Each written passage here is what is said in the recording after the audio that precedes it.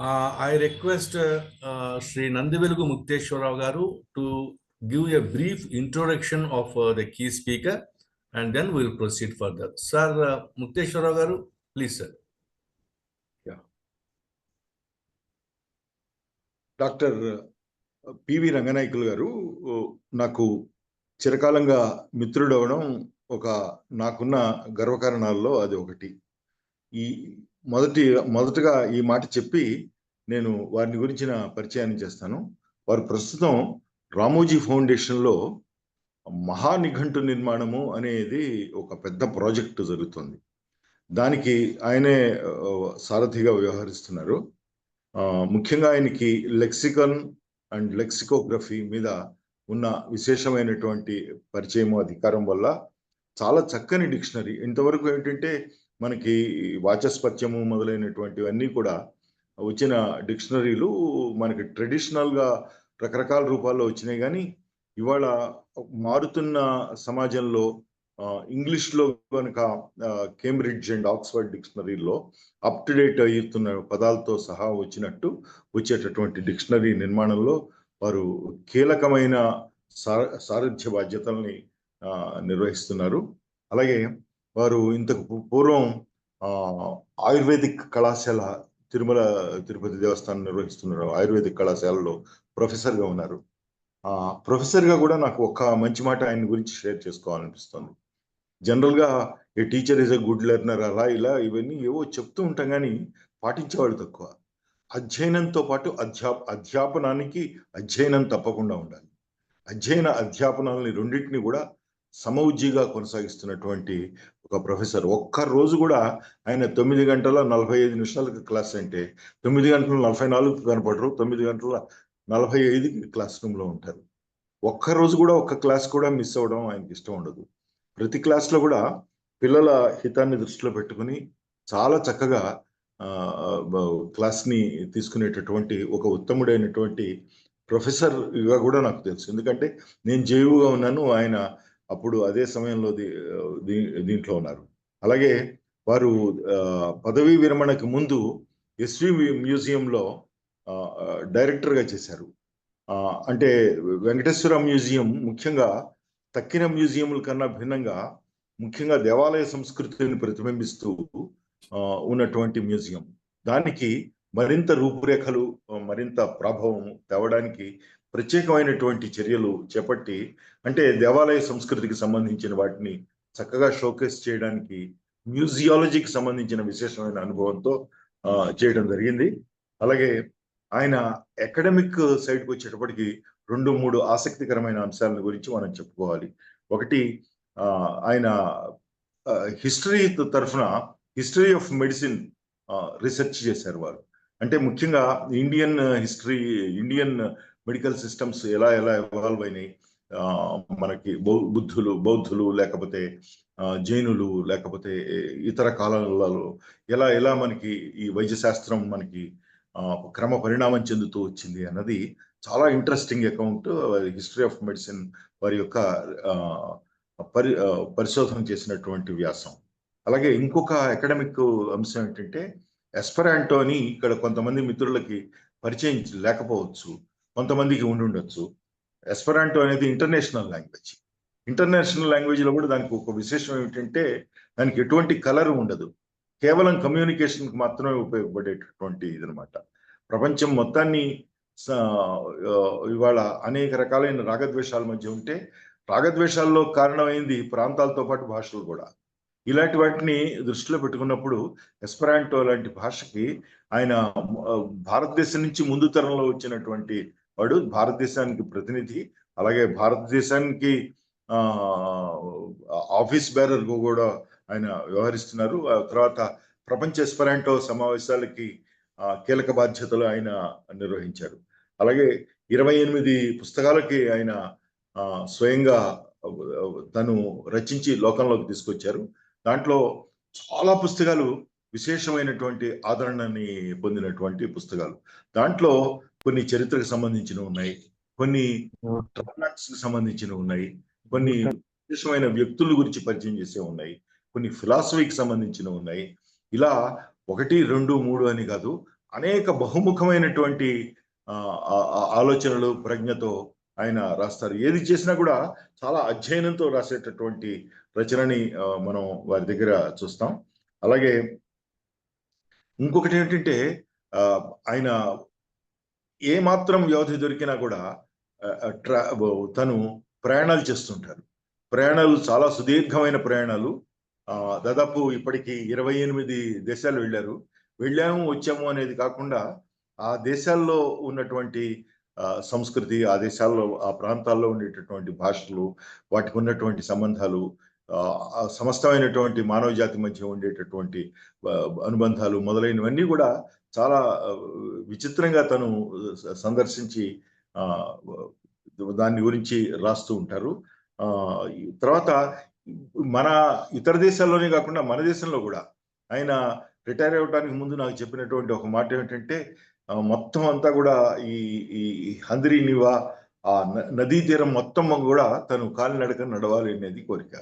అది ఒక ఆయనకి. అట్లాగా ఒక్కొక్క నదీ తీరం తీసుకుని ఆ నదీ తీరం గట్టు వెంబడే వెళ్ళాలి అని, అక్కడక్కడ ఉన్నటువంటి చారిత్రక భౌగోళిక లేకపోతే ప్రాంతీయ విశేషాలన్నీ రికార్డ్ చేస్తూ వెళ్ళాలనేది ఆయన చెప్పారు. తర్వాత జాతీయ అంతర్జాతీయ పత్రిక ఆయన వ్యాసాలు సమర్పిస్తూ ఉంటారు.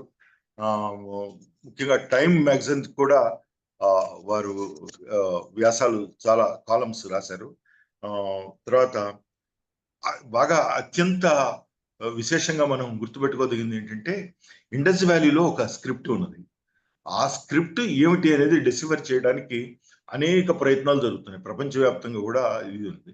అది కనుక స్క్రిప్ట్ తెలిస్తే మనం ఏమిటి చరిత్ర యొక్క పురోగతి చాలా మారిపోతుంది. మానవుల జాతిని గురించి మనం అర్థం చేసుకునే విధానం కూడా మారుతుంది. ఆ ఇండస్ స్క్రిప్ట్ గురించి విశేషమైనటువంటి పరిశోధనని ఇంకా కొనసాగిస్తున్నారు. నిత్యం చదువుతుంటారు.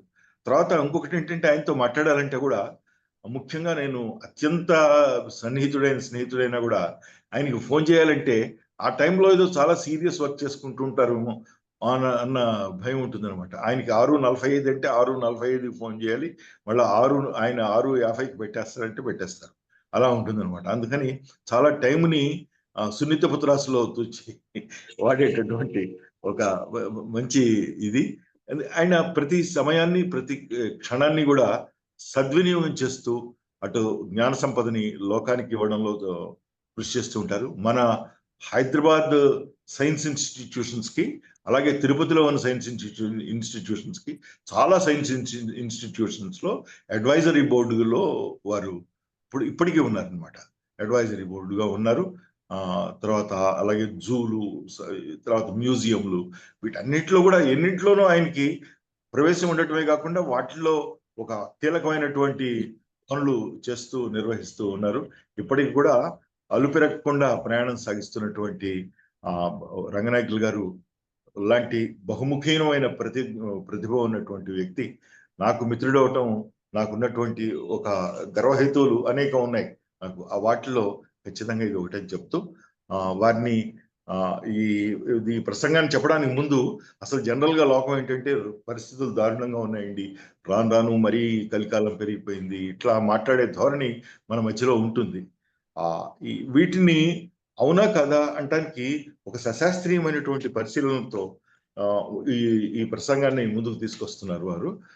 ప్రసంగాన్ని ఆశాంతం విందాము. Over to Ranganayakulu garu. Thank you. నమస్కారం. ఈ సమావేశానికి కారకులు ముక్తేశ్వరరావు గారే. ఎందుకంటే నేను ఇటీవల రాసిన ఒక పుస్తకాన్ని చదివిన తర్వాత ఈ విషయం మీద మాట్లాడితే బాగుంటుందేమో అని అన్నారు. ఇది ఎంత వివాదాస్పదమైన అంశమైనా కూడా ప్రపంచవ్యాప్తంగా హింస తగ్గుముఖం పడుతోందా అనేది ఒక పెద్ద బేతాళ ప్రశ్న ఇది. కాబట్టి ఈ సమావేశానికి కారకులుగా ఉన్న ముక్తేశ్వరరావు గారికి, అట్లాగే రఘుకుమార్ గారికి, స్వర్ణలత గారు, ఇతర మిత్రులు, ఈ సమావేశంలో పాల్గొన్న అందరికీ అభినందనలు, కృతజ్ఞతలు. ఈ విషయం అంటే ప్రపంచవ్యాప్తంగా హింస తగ్గుముఖం పడుతోందనే అంశం, ఈ విషయాన్ని ఎందుకు చదవాల్సి వచ్చిందంటే, నేను ఒక సంవత్సరం క్రితము ఒక పుస్తకం అచ్చు వేశాను. అది చరిత్ర అని, అది హిస్టోరియోగ్రఫీ. హిస్టోరియోగ్రఫీ అంటే చరిత్ర రచనా శాస్త్రం. ఏది చరిత్ర, ఏది చరిత్ర కాదు అనే అంశం మీద రాసిన ఒక చరిత్ర అనే పుస్తకాన్ని నేను రాశాను. ఈ పుస్తకాన్ని నేను రాయటానికి గత 5-6 ఏళ్లుగా నేను ప్రయత్నం చేస్తాను. ఇందులో ఒక అధ్యాయంలో గతమే గొప్పదా అనే ఒక అధ్యాయం కోసం నేను చాలా చదవాల్సి వచ్చింది. కేవలం ఆ అధ్యాయంలో ఒక భాగం కోసమే చాలా పుస్తకాలు చదవాల్సి వచ్చింది. అందులో ఏంటంటే అందుకని ఈ రోజు ఉపన్యాసానికి నేను ప్రాతిపదికగా చేసుకున్న రచనలు, తర్వాత ప్రచురణలు ఏమిటి అనేది ముందుగా చెప్పి తర్వాత విషయంలోకి నేను ప్రవేశిస్తాను. ఎందుకంటే ప్రపంచవ్యాప్తంగా హింస తగ్గుతోంది అని చెప్పే సాహిత్యం, దాన్ని అది తప్పు, అది లేదు, అది కాదు అని చెప్పే దానికి వ్యతిరేకమైన సాహిత్యం ఎంతో ప్రపంచంలో వస్తున్న ఈ రోజుల్లో 2010-11లో వచ్చిన ఒక పుస్తకం స్టీవెన్ పింకర్ అనే ఒక అమెరికన్ ఫిలాసఫర్ రాసిన better angels of our nature అనే ఈ పెద్ద పుస్తకం, ఈ 1000 పేజీల పుస్తకాన్ని నేను చదవాల్సి వచ్చింది. ఇది చాలా ఆసక్తికరమైన సబ్జెక్ట్ కాబట్టి నేను ఈ పుస్తకాన్ని దాదాపు 4 రోజుల పాటు చదివా, ఈ 1000 పేజీల పుస్తకాన్ని. కేవలం ఇది ఒక్కటే కాదు. తర్వాత యునైటెడ్ నేషన్స్ అంటే ఐక్యరాజ్య సమితి ఉంది. ఐక్యరాజ్య సమితి 2020లో వాళ్ళు ఏం చేశారంటే 75 సంవత్సరాల అస్తిత్వం తర్వాత ఐక్యరాజ్య సమితి పనిచేస్తూనే ఉంది. 1920లో అప్పుడు ఏర్పడిన లీగ్ ఆఫ్ నేషన్స్ రెండో ప్రపంచ యుద్ధం ముందు కూలిపోయింది. కానీ ఐక్యరాజ్య సమితి 75 ఏళ్ళైనా ఇంకా పనిచేస్తుంది. కాబట్టి ఐక్యరాజ్య సమితి ప్రపంచవ్యాప్తంగా మానవ సమాజాల్లో లేదా హింస, లేదా రాజకీయాలు, లేదా ఈ శ్రేయో రాజ్యాలు ఎలా ఉన్నాయి, ప్రజలు ప్రపంచవ్యాప్తంగా ఎంతమంది సుఖంగా ఉన్నారు, ఎంతమంది సుఖంగా లేరు, ఎంతమంది బాధపడుతున్నారు, ఎంతమంది బాధపడడం లేదు, లేదా ఎంతమందికి ఎన్ని ఇబ్బందుల్లో ఉన్నారు, తర్వాత ఆర్థికంగా పురోగతి ఉందా లేదా అని ప్రపంచవ్యాప్తంగా ఒక విశ్లేషణని చాలా సంవత్సరాలు పాటు చేసి దాన్ని కూడా ఇటీవలనే ప్రచురించారు. ఐక్యరాజ్య సమితి ప్రచురించిన ఆ రిపోర్ట్ కూడా నేను పూర్తిగా చదివాను. దాని తర్వాత స్వీడన్ దేశంలో ఉప్సాలా యూనివర్సిటీ అన్నది. ఆ ఉప్సాలా యూనివర్సిటీలో కన్ఫ్లిక్ట్ డేటా ప్రోగ్రామ్ అనే దాన్ని వాళ్ళు నిర్వహిస్తున్నారు. ఈ ఉప్సాలా కన్ఫ్లిక్ట్ డేటా ప్రోగ్రామ్ అంటే ప్రపంచవ్యాప్తంగా ఈ ఘర్షణలు, విభేదాలు, మనుషుల మధ్య గొడవలు ఎక్కడ ఎలా జరుగుతున్నాయి, వాటి చరిత్ర ఏమిటి, ఇప్పుడు ఎలా జరుగుతున్నాయి, గతంలో ఎలా ఉన్నాయని ప్రపంచవ్యాప్తంగా వాళ్ళకు చరిత్ర పూర్వకాలం నుంచి కూడా సేకరిస్తూ ఇప్పుడు కూడా ప్రపంచంలో ఏం జరుగుతుందో మొత్తం డేటా అంతా సేకరించి ఆ దత్తాంశాలని వాళ్ళు ప్రతి సంవత్సరం వచ్చి వేస్తారు. అవి నేను కొన్ని చూశాను. వాటితో పాటుగా నార్వే దేశంలో ఓస్లోలో ఉన్న పీస్ రీసెర్చ్ ఇన్స్టిట్యూట్ వాళ్ళు కూడా ప్రపంచవ్యాప్తంగా శాంతి అనేది ఉందా, శాంతి ఏ మేరకు ఏ దశలో ఎంత బలంగా ఉంది అనే అంశం మీద వాళ్ళు కూడా పరిశోధన చేస్తూ ఉంటారు. వాళ్ళే నోబెల్ ప్రైజ్ కూడా ఇస్తూ ఉంటారు. వాళ్ళ ప్రశ్నలు కూడా కొన్ని చదివారు. ఇవి కాకుండా ఇంకా winnowing the war on war అని జోషువా గోల్డ్స్టైన్ అనే ఒక రైటర్ రాసిన winnowing the war on war అనే పుస్తకం కూడా నాకు చాలా ఆసక్తికరంగా అనిపించింది. దాంతోపాటు ఇంకా నేను ఈ విషయం కోసం మాట్లాడటానికి ఈ స్టాన్ఫోర్డ్ యూనివర్సిటీలో అమెరికాలో ఈ థామస్ హ్యాన్సన్ అనే ఒక philosopher violence in India, law of force, the violent heart of Indian politics అనే గ్రంథాన్ని రచించారు. దానికి ప్రతిగా ఇండియన్ ఫిలాసఫర్స్ కూడా 2 పుస్తకాలు రచించారు.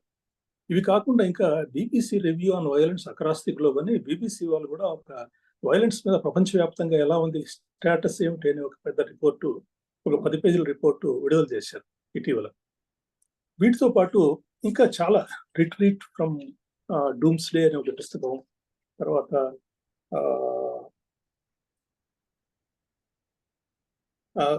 గుడ్ ఓల్డ్ డేస్ అనే ఒక పుస్తకం, good old days they were terrible అనే ఒక పుస్తకం చాలా బాగుంటుంది. అలాగే ది ప్రోగ్రెస్ పారాడాక్స్ అనే ఒక పుస్తకం, గెటింగ్ బెటర్ అనే ఒక గ్రంథం, రేషనల్ ఆప్టిమిస్ట్ అనే ఒక గ్రంథం, తర్వాత లెవిథియాన్ గాడెస్ ఆఫ్ జస్టిస్ అనే పుస్తకం. ఈ విధంగా దాదాపు ఒక 7-8 పుస్తకాల దాకా ఈ విషయం మీద చదివాను. ఇది చదివే రోజుల్లో ఈ ధోరణిలో ముఖ్యంగా స్టీవెన్ పింకర్ రాసిన better angels of our nature అనే పుస్తకం చదివే రోజుల్లో కొన్ని రోజులు చదివిన తర్వాత ఒక 2 నెలల తర్వాత పూర్తిగా నాకు ఒక డిప్రెషన్ లాగా వచ్చింది. అంటే విపరీతమైన మానసిక క్షోభ కలిగింది. ఎందుకంటే హింసను చూసినా, దాని హింస గురించి తెలుసుకున్నా, హింస గురించి చదివినా మనసు బాధపడుతుంది, భయపడుతుంది. ఆ హింస ఎన్ని రకాలుగా జరిగిన చరిత్రలో ఇప్పుడు ఎలా జరుగుతోంది అనే రిపోర్ట్స్ చదివినప్పుడు దానికి చాలా గుండె ధైర్యం, దిటవు ఉండాలి. అది దాదాపు 1-2 నెలలు చదివిన తర్వాత ఈ రిపోర్ట్స్ అన్ని పక్కన పెట్టి ఈ పుస్తకాన్ని రాయొద్దులే అని కూడా అనుకున్నాను. కానీ మొదలుపెట్టిన పని పూర్తి చేయకపోతే ఎట్లా అనే ఉద్దేశంతో మళ్ళా తిరిగి పుంజుకొని కొద్ది కొద్దిగా చదవడం మళ్ళీ రాయడం నేను ప్రారంభించాను. ఈ రాస్తున్న క్రమంలో అంటే ఇవంతా కూడా ముడిసరు. నాకు ఈ విషయం మీద చెప్పడానికి ఇదంతా ఒక రకమైన ముడిసరు. ప్రపంచవ్యాప్తంగా ఇప్పుడు ఈ రోజున మనకు ఒక 800 కోట్ల జనాభా ప్రపంచంలో ఉంది. అదే 1975లో అంటే ఒక 50 సంవత్సరాల ముందు 400 కోట్లే ఉంది జనాభా. ఈ 50 సంవత్సరాల్లో 400 కోట్ల జనాభా 800 కోట్లయింది. ఇంకొద్దిగా వెనక్కి వెళితే 1900లో 160 కోట్ల జనాభా మాత్రమే ఉంది. అంటే 125 సంవత్సరాలు మాత్రం క్రితం 125 సంవత్సరాల క్రితం 160 కోట్ల జనాభా ఉన్నది ప్రపంచంలో నేడు 800 కోట్లు పెరిగింది. 1800లో అయితే 100 కోట్ల జనాభానే ఉంది. కాబట్టి జనాభా అంతా కూడా క్రమంగా పెరుగుతూ వచ్చింది. నిజానికి ఈ జనాభా చరిత్ర శాస్త్రవేత్తల ఈ హిస్టారికల్ డెమోగ్రఫీ అనే ఒక విషయం సబ్జెక్ట్ ఉంది. అందులో వాళ్ళు ప్రపంచ జనాభా ఎంత ఉండొచ్చు అనేది, ఎందుకంటే ఐరోపాలో మధ్యయుగాల నుంచి జనాభా లెక్కలు ఉన్నాయి. ఇంగ్లాండ్లో అయితే డూమ్స్డే బుక్ అని ఈ నార్మన్ కాంక్వెస్ట్ తర్వాత 12వ శతాబ్దం నుంచి ఇంగ్లాండ్లో జనాభాను లెక్క వేస్తున్నారు. ఈ విధంగా ఐరోపా లెక్కలు ఉన్నాయి. ఇతర దేశాల్లో వీళ్ళు ఆర్కియలాజికల్ ఎవిడెన్సెస్ ని బట్టి అక్కడ జనాభా ఎంత ఉందనేది అనేక పద్ధతులను తీసుకొని బేరీజ్ వేశారు. ప్రపంచ వ్యాప్తంగా జనాభా ఎంత ఉందని. ఒక 1500 సంవత్సరాల క్రితం ప్రపంచం అంతా కూడా ఒక 20 కోట్ల జనాభా ఉంది. నిజానికి అశోకుడు పరిపాలించే భారతదేశంలో ఆ రోజుల్లో 2 కోట్ల జనాభా మాత్రం ఉండేది. ఇవి ఉజ్జాయింపుగా వేసిన లెక్క. కానీ ప్రాచీన కాలంలో దాదాపుగా మనం ఇంకొక 10,000 సంవత్సరాలు వెనక్కి వెళితే 10,000 సంవత్సరాల క్రితం మనిషి వ్యవసాయాన్ని మొదలుపెట్టాడు. అంతకుముందు వ్యవసాయం అనేది లేదు. వ్యవసాయం అంతకుముందు వేట, సేకరణ, ఆహార సేకరణ ఉండేది. వ్యవసాయం మొదలుపెట్టిన తర్వాత ఒక చోట జీవించడం, సామ్రాజ్యాలు ఏర్పరచడం ఇవన్నీ కూడా జరుగుతూ వచ్చినాయి. ఇరాక్ దేశంలో ఉన్న యూఫ్రేట్స్, టిగ్రిస్ నదుల మధ్య Sumerian culture, Assyrian culture, Babylonian culture, ఈ సంస్కృతి, ఈ చరిత్ర నుంచి దాదాపు క్రీస్తు పూర్వం 6000, 7000, 8000 నుంచి మనకు వ్యవసాయం ఇవన్నీ మొదలై సామ్రాజ్యాలు ఏర్పడటం మొదలైంది. అది పెద్ద మార్పు. అంతకుముందు సమాజంలో మనిషికి ప్రభుత్వాలంటూ ఏం లేవు కాబట్టి ఎవరు బలంగా ఉంటే, ఎవరు ఏమనుకుంటే అది చేసే పరిస్థితి అప్పుడు ఉండేది. ఈ చారిత్రక అవశేషాలని వీళ్ళు గుర్తించినప్పుడు ఈ ఆర్కియలాజికల్ ఎక్స్కవేషన్స్ అంటాం. ఈ తవ్వకాలలో లభించిన ఆధారాలను బట్టి ప్రాచీన కాలంలో దాదాపు 3వ వంతు మంది మగవాళ్ళు హింస వల్లే చనిపోయారని, చాలా అర్ధాంతరంగా చనిపోయారనే విషయాన్ని తెలుసుకున్నారు. అంటే దాదాపు 30% మంది మగవాళ్ళు హింస వల్ల, యుద్ధాల వల్ల, మరో కారణం వల్ల, ఇటువంటి వాటి వల్లనే అర్ధాంతరంగా, అకారణంగా, ముందే అకాలంగా చనిపోయారనే విషయం తెలుసు. సామ్రాజ్యాలు ఏర్పడిన తర్వాత ఏమైందంటే దాన్నే లెవిథియన్ అంటారు. సామ్రాజ్యాలు ఏర్పడిన తర్వాత ప్రభుత్వాలు హింసని వాళ్ళ చేతిలోకి తీసుకుంది. ప్రభుత్వం చేతిలోకి ఆర్థికంగా అన్ని రకాలుగా బలం, సామాజిక బలం వాళ్ళ చేతికి వచ్చింది. కాబట్టి హింసకు ప్రతినిధులుగా ప్రభుత్వాలే ఉన్నాయి. వాళ్ళే సామ్రాజ్యాన్ని విస్తరించడం కోసం, లేదా ఇతర సామ్రాజ్యాల మీద దండెత్తి అక్కడ ఉన్న సంపదని కొల్లగొట్టడం కోసం, ఇట్లా అనేక కారణాల వల్ల యుద్ధాలు జరిగాయి. యుద్ధాలు ఎప్పుడు జరుగుతూనే ఉండే పూర్వకాలం. ఆ యుద్ధాలు ఎప్పటిదాకా విపరీతంగా జరిగాయి. నిజానికి ఆ యుద్ధాల జోలికి వెళ్తే మనకు చాలా డిప్రెషన్ వస్తుంది. మనకు ఈ 20వ శతాబ్దంలో నిజానికి చాలా మంది చనిపోయారు. మొదటి ప్రపంచ యుద్ధంలో 3 నుంచి 6 కోట్ల మంది చనిపోయారు. రెండో ప్రపంచ యుద్ధంలో కూడా అంతే, దాదాపుగా 6 కోట్ల మంది చనిపోయారు. మొదటి ప్రపంచ యుద్ధంలో అయితే 2 కోట్ల మించి ఉండదు. రెండో ప్రపంచ యుద్ధంలో దాదాపు 8 కోట్ల మంది, అంటే దాదాపు ఈ 2 ప్రపంచ యుద్ధాల్లో 10 కోట్ల మంది చనిపోయారు. కానీ అంతకుముందు చైనాలో తైపింగ్ తిరుగుబాటులో కానీ, లేదా మంచు, మింగ్ డైనాసిటీస్ గొడవల్లో కానీ, అందులో కూడా అదే సంఖ్యలో 3 నుంచి 6 కోట్లు, 3 నుంచి 4 కోట్లు. అట్లాగే మంచు సామ్రాజ్యం, మింగ్ సామ్రాజ్యంలో కూడా 2.5 కోట్ల మంది, లేదా లుషాన్ తిరుగుబాటులో కూడా దాదాపు 1.5 కోట్ల మంది, లేదా ఐరోపాలో 30 సంవత్సరాల యుద్ధం, 100 ఏళ్ల యుద్ధాలు జరిగాయి. అందులో కూడా దాదాపు 1 కోటి మంది. మెక్సికో, స్పెయిన్, అంటే స్పెయిన్ వాళ్ళు మెక్సికోను ఆక్రమించుకున్నప్పుడు జరిగిన యుద్ధాలు. ఈ విధంగా యుద్ధాల సంఖ్య తీస్తే నిజానికి కొన్ని వందల వేల యుద్ధాలు జరుగుతూనే ఉన్నాయి. 19వ శతాబ్దం వరకు ఎప్పుడు జరుగుతూనే ఉన్నాయి యుద్ధాలు. ఈ యుద్ధాలని జరిగితే అప్పటికి ఎంతమంది ఎలా చనిపోతున్నారంటే దాదాపుగా ఈ రోజున సంవత్సరానికి ఒక 5 లక్షల మంది చనిపోతూ ఉంటే యుద్ధాల వల్ల 1 లక్ష మంది కంటే తక్కువ చనిపోతున్నారు. అంటే యుద్ధాలు దాదాపుగా తగ్గిపోయినాయి. ఇప్పుడు ఎవరైనా యుద్ధాలు తగ్గినాయి, హింస తగ్గింది, శాంతి పెరిగిందంటే ఎవరు నమ్మరు దాన్ని. నిజానికి జరుగుతున్నది ఏంటంటే ఈ పెరిగిన జనాభాకు యుద్ధాలు దాదాపుగా పెద్ద పెద్ద యుద్ధాలు, ప్రపంచ యుద్ధాలన్నీ కూడా ప్రాంతీయ యుద్ధాలుగా మారిపోయినాయి. ఈ రోజు జరుగుతున్న రష్యా యుక్రెయిన్ యుద్ధం కానీ, లేదా ఇజ్రాయెల్ లెబనాన్ మీద దాడులు కానీ, లేదా సూడాన్లో సౌత్ సూడాన్ మీద జరుగుతున్న దాడులు కానీ, ఇవన్నీ కూడా ఒక ప్రాంతీయ ప్రదేశాలకి పరిమితం అయిపోయినాయి. ఇవన్నీ ప్రపంచవ్యాప్త యుద్ధాలు ఇప్పుడు రావడం లేదు. అటం బాంబు తయారు చేసి మనం ఇప్పటికి దాదాపుగా ఒక 70-80 సంవత్సరాలైనా కూడా మళ్ళీ రెండోసారి దాన్ని మనం వాడడం లేదు. ఇప్పుడు కొంత వివేకం అనేది మనకు ప్రపంచం అంతా విస్తరించింది. ఆ బాంబుని మనం వాడడం లేదు. నిజానికి యుద్ధాల గురించి మాట్లాడాలంటే యుద్ధాలు ఎందుకు, యుద్ధాలు జరగాల అని అంటే, ఒక 100 ఏళ్ల క్రితం వరకు ఫిలాసఫర్స్ అంతా యుద్ధాలు చాలా అవసరమేమో సమాజానికి అని అనుకున్నారు. బెర్ట్రాండ్ రస్సెల్ అనే ఒక బ్రిటిష్ ఫిలాసఫర్ అయితే చక్కటి మాట చెప్పాడు. యుద్ధాలు అంతర్జాతీయ పార్లమెంట్ వంటివి. దేశంలో పార్లమెంట్ కూర్చొని చట్టాలు తయారు చేసి పరిపాలన సాగిస్తూ ఉంటుంది. అంతర్జాతీయ చట్టాలు చేయడానికి ఏమీ లేదు కాబట్టి యుద్ధాలు జరుగుతాయి. యుద్ధం అనేది ఇంటర్నేషనల్ పార్లమెంట్ లాంటిది. పార్లమెంట్ కొన్ని రోజులు జరుగుతున్న సంవత్సరంలో, తర్వాత మూతపడుతుంది. అదేవిధంగా యుద్ధం కూడా అప్పుడప్పుడు జరుగుతూ ఉంటుంది. దేశాల మధ్య సర్దుబాట్లు జరుగుతాయి.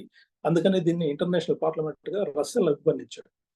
రస్సెల్ యుద్ధాలు ఉండాలని కాదు, అతను పూర్తిగా శాంతికాము, యుద్ధాలను వ్యతిరేకించినవాడు, యుద్ధాలకు వ్యతిరేకంగా పోరాడినవాడు. కాకపోతే యుద్ధానికి ఒక ఫంక్షన్, ఒక క్రియ ఉంది అని చెప్పడంలో అభిప్రాయాన్ని అతను చెప్పాడు. అట్లాగే అంతకుముందు హెగెల్ లాంటి వాళ్ళు కూడా, కాంత్ వాళ్ళు కూడా, ఈ హెగెల్ కూడా ఏం చెప్పాడంటే, యుద్ధాలు తప్పదేమో, యుద్ధాలు ఉంటేనే దేశం ఆర్థికంగా పురోగతి కలుగుతుంది, ప్రజల్లో కూడా ఉత్సాహం కలుగుతుంది, ప్రజల్లో కూడా దేశం అంటే ప్రేమ గౌరవం ఇవన్నీ పెరుగుతాయి. కాబట్టి సమాజానికి ఒకసారి ఒక కరెంట్ షాక్ ఇచ్చినట్టుగా యుద్ధం అనేది జరిగితే దేశం బాగుపడుతుంది అని హెగెల్ చెప్పడం చాలా ఆశ్చర్యం. నిజానికి హెగెల్ చాలా గొప్ప తత్వవేత్త. అదేవిధంగా కాంత్ కూడా, కాంతియన్ పీస్ అని అంటాం, ఇమాన్యుయల్ కాంత్ కూడా ఇటువంటి భాషనే వాడాడు యుద్ధాల సంగతి వస్తే. అట్లాగే చాలా మంది దార్శనికులు యుద్ధాల గురించి ప్రత్యేక వ్యతిరేకంగా మాట్లాడిన వాళ్ళు. కానీ యుద్ధాలకు విపరీతంగా పోరాడింది, అంతర్జాతీయంగా పనిచేసిన వాళ్ళలో బెర్ట్రాండ్ రస్సెల్ నుంచి ఐన్స్టీన్ వీళ్ళంతా కూడా చాలా పోరాడారు. ఈ యుద్ధాలకున్న తీవ్రత ఏమిటంటే, ఇప్పుడు దేశంలో ప్రభుత్వం ప్రజల్ని పరిపాలించేటప్పుడు చట్టాల ప్రకారం పరిపాలిస్తుంది. కాబట్టి పోలీస్ అనేది ఉంది. పోలీసు వాళ్ళు కొన్ని నిబంధనలు ఉంటాయి, ఆ నిబంధనల ప్రకారం పనిచేయాలి. కానీ సైన్యానికి నిబంధనలు అంటూ ఉండవు. ఇతర దేశాలకు వెళ్తే సైన్యం ఏమైనా చేయొచ్చు. అక్కడ సమాజాన్ని, స్త్రీలను చెరచవచ్చు, సంపదను కొల్లగొట్టవచ్చు, ఏదైనా చేయొచ్చు. వాళ్ళకి తిరిగి వచ్చిన తర్వాత వాళ్ళకి శౌర్య పథక అవార్డులు కూడా ఇస్తారు వాళ్ళకి. కాబట్టి యుద్ధం చాలా ప్రమాదకరం అనే విషయాన్ని 19వ శతాబ్దంలో ఈ ఉద్యమాలు మొదలయ్యాయి. తర్వాత ఆర్థికంగా వచ్చిన అనేక అంశాల వల్ల కూడా యుద్ధాలు తగ్గుముఖం పడుతూ వచ్చినాయి. ఇప్పుడు ఎక్కువగా డిప్లొమసీ అనేది చాలా ఎక్కువ మనకు. ఈ డిప్లొమసీ ఎటువంటిదంటే, ఈ డిప్లొమసీ చర్చలు జరిపి మనం చేసుకోవాలని. అంటే ఇప్పుడు యుద్ధాల వల్ల తగ్గిపోయి, అంటే యుద్ధాల వల్ల చనిపోయే వాళ్ళు ఈ 21వ శతాబ్దంలో చాలా తగ్గిపోయారు. యుద్ధాల వల్ల చనిపోయే వాళ్ళ కంటే కూడా కేవలం నేరాలు, లేదా అంతర్జాతీయంగా ఉన్న ఉగ్రవాదులు, లేదా ఇతర చిన్న చిన్న కారణాల వల్ల హింస వల్ల చనిపోయే వాళ్ళే చాలా ఎక్కువ మంది, 5 లక్షల మంది, 5 రెట్లు ఉంటున్నారు దీనికంటే.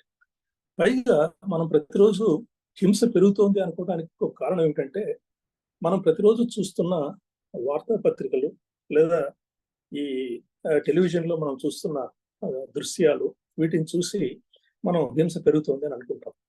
ఇప్పుడు వార్త అంటే ఏమిటి? వార్త అంటే వృత్తాంతం. ఏదైనా ఒక సంఘటన జరిగితే దాన్ని ప్రజలకు చెప్పడం వార్త. మనిషి ఎప్పుడు వార్తలను తెలుసుకోవాలని అనుకుంటూ ఉంటాడు. ఏం జరుగుతుంది చుట్టుపక్కల ఎందుకు తెలుసుకోవాలనుకుంటాడు అంటే, తన భద్రత కోసమే. ఇప్పుడు వార్తలు తెలుసుకుంటే, ఇప్పుడు తుఫాన్ వస్తుంది అనే వార్త తెలుసుకుంటే తగు జాగ్రత్తలు మనం తీసుకుంటాం.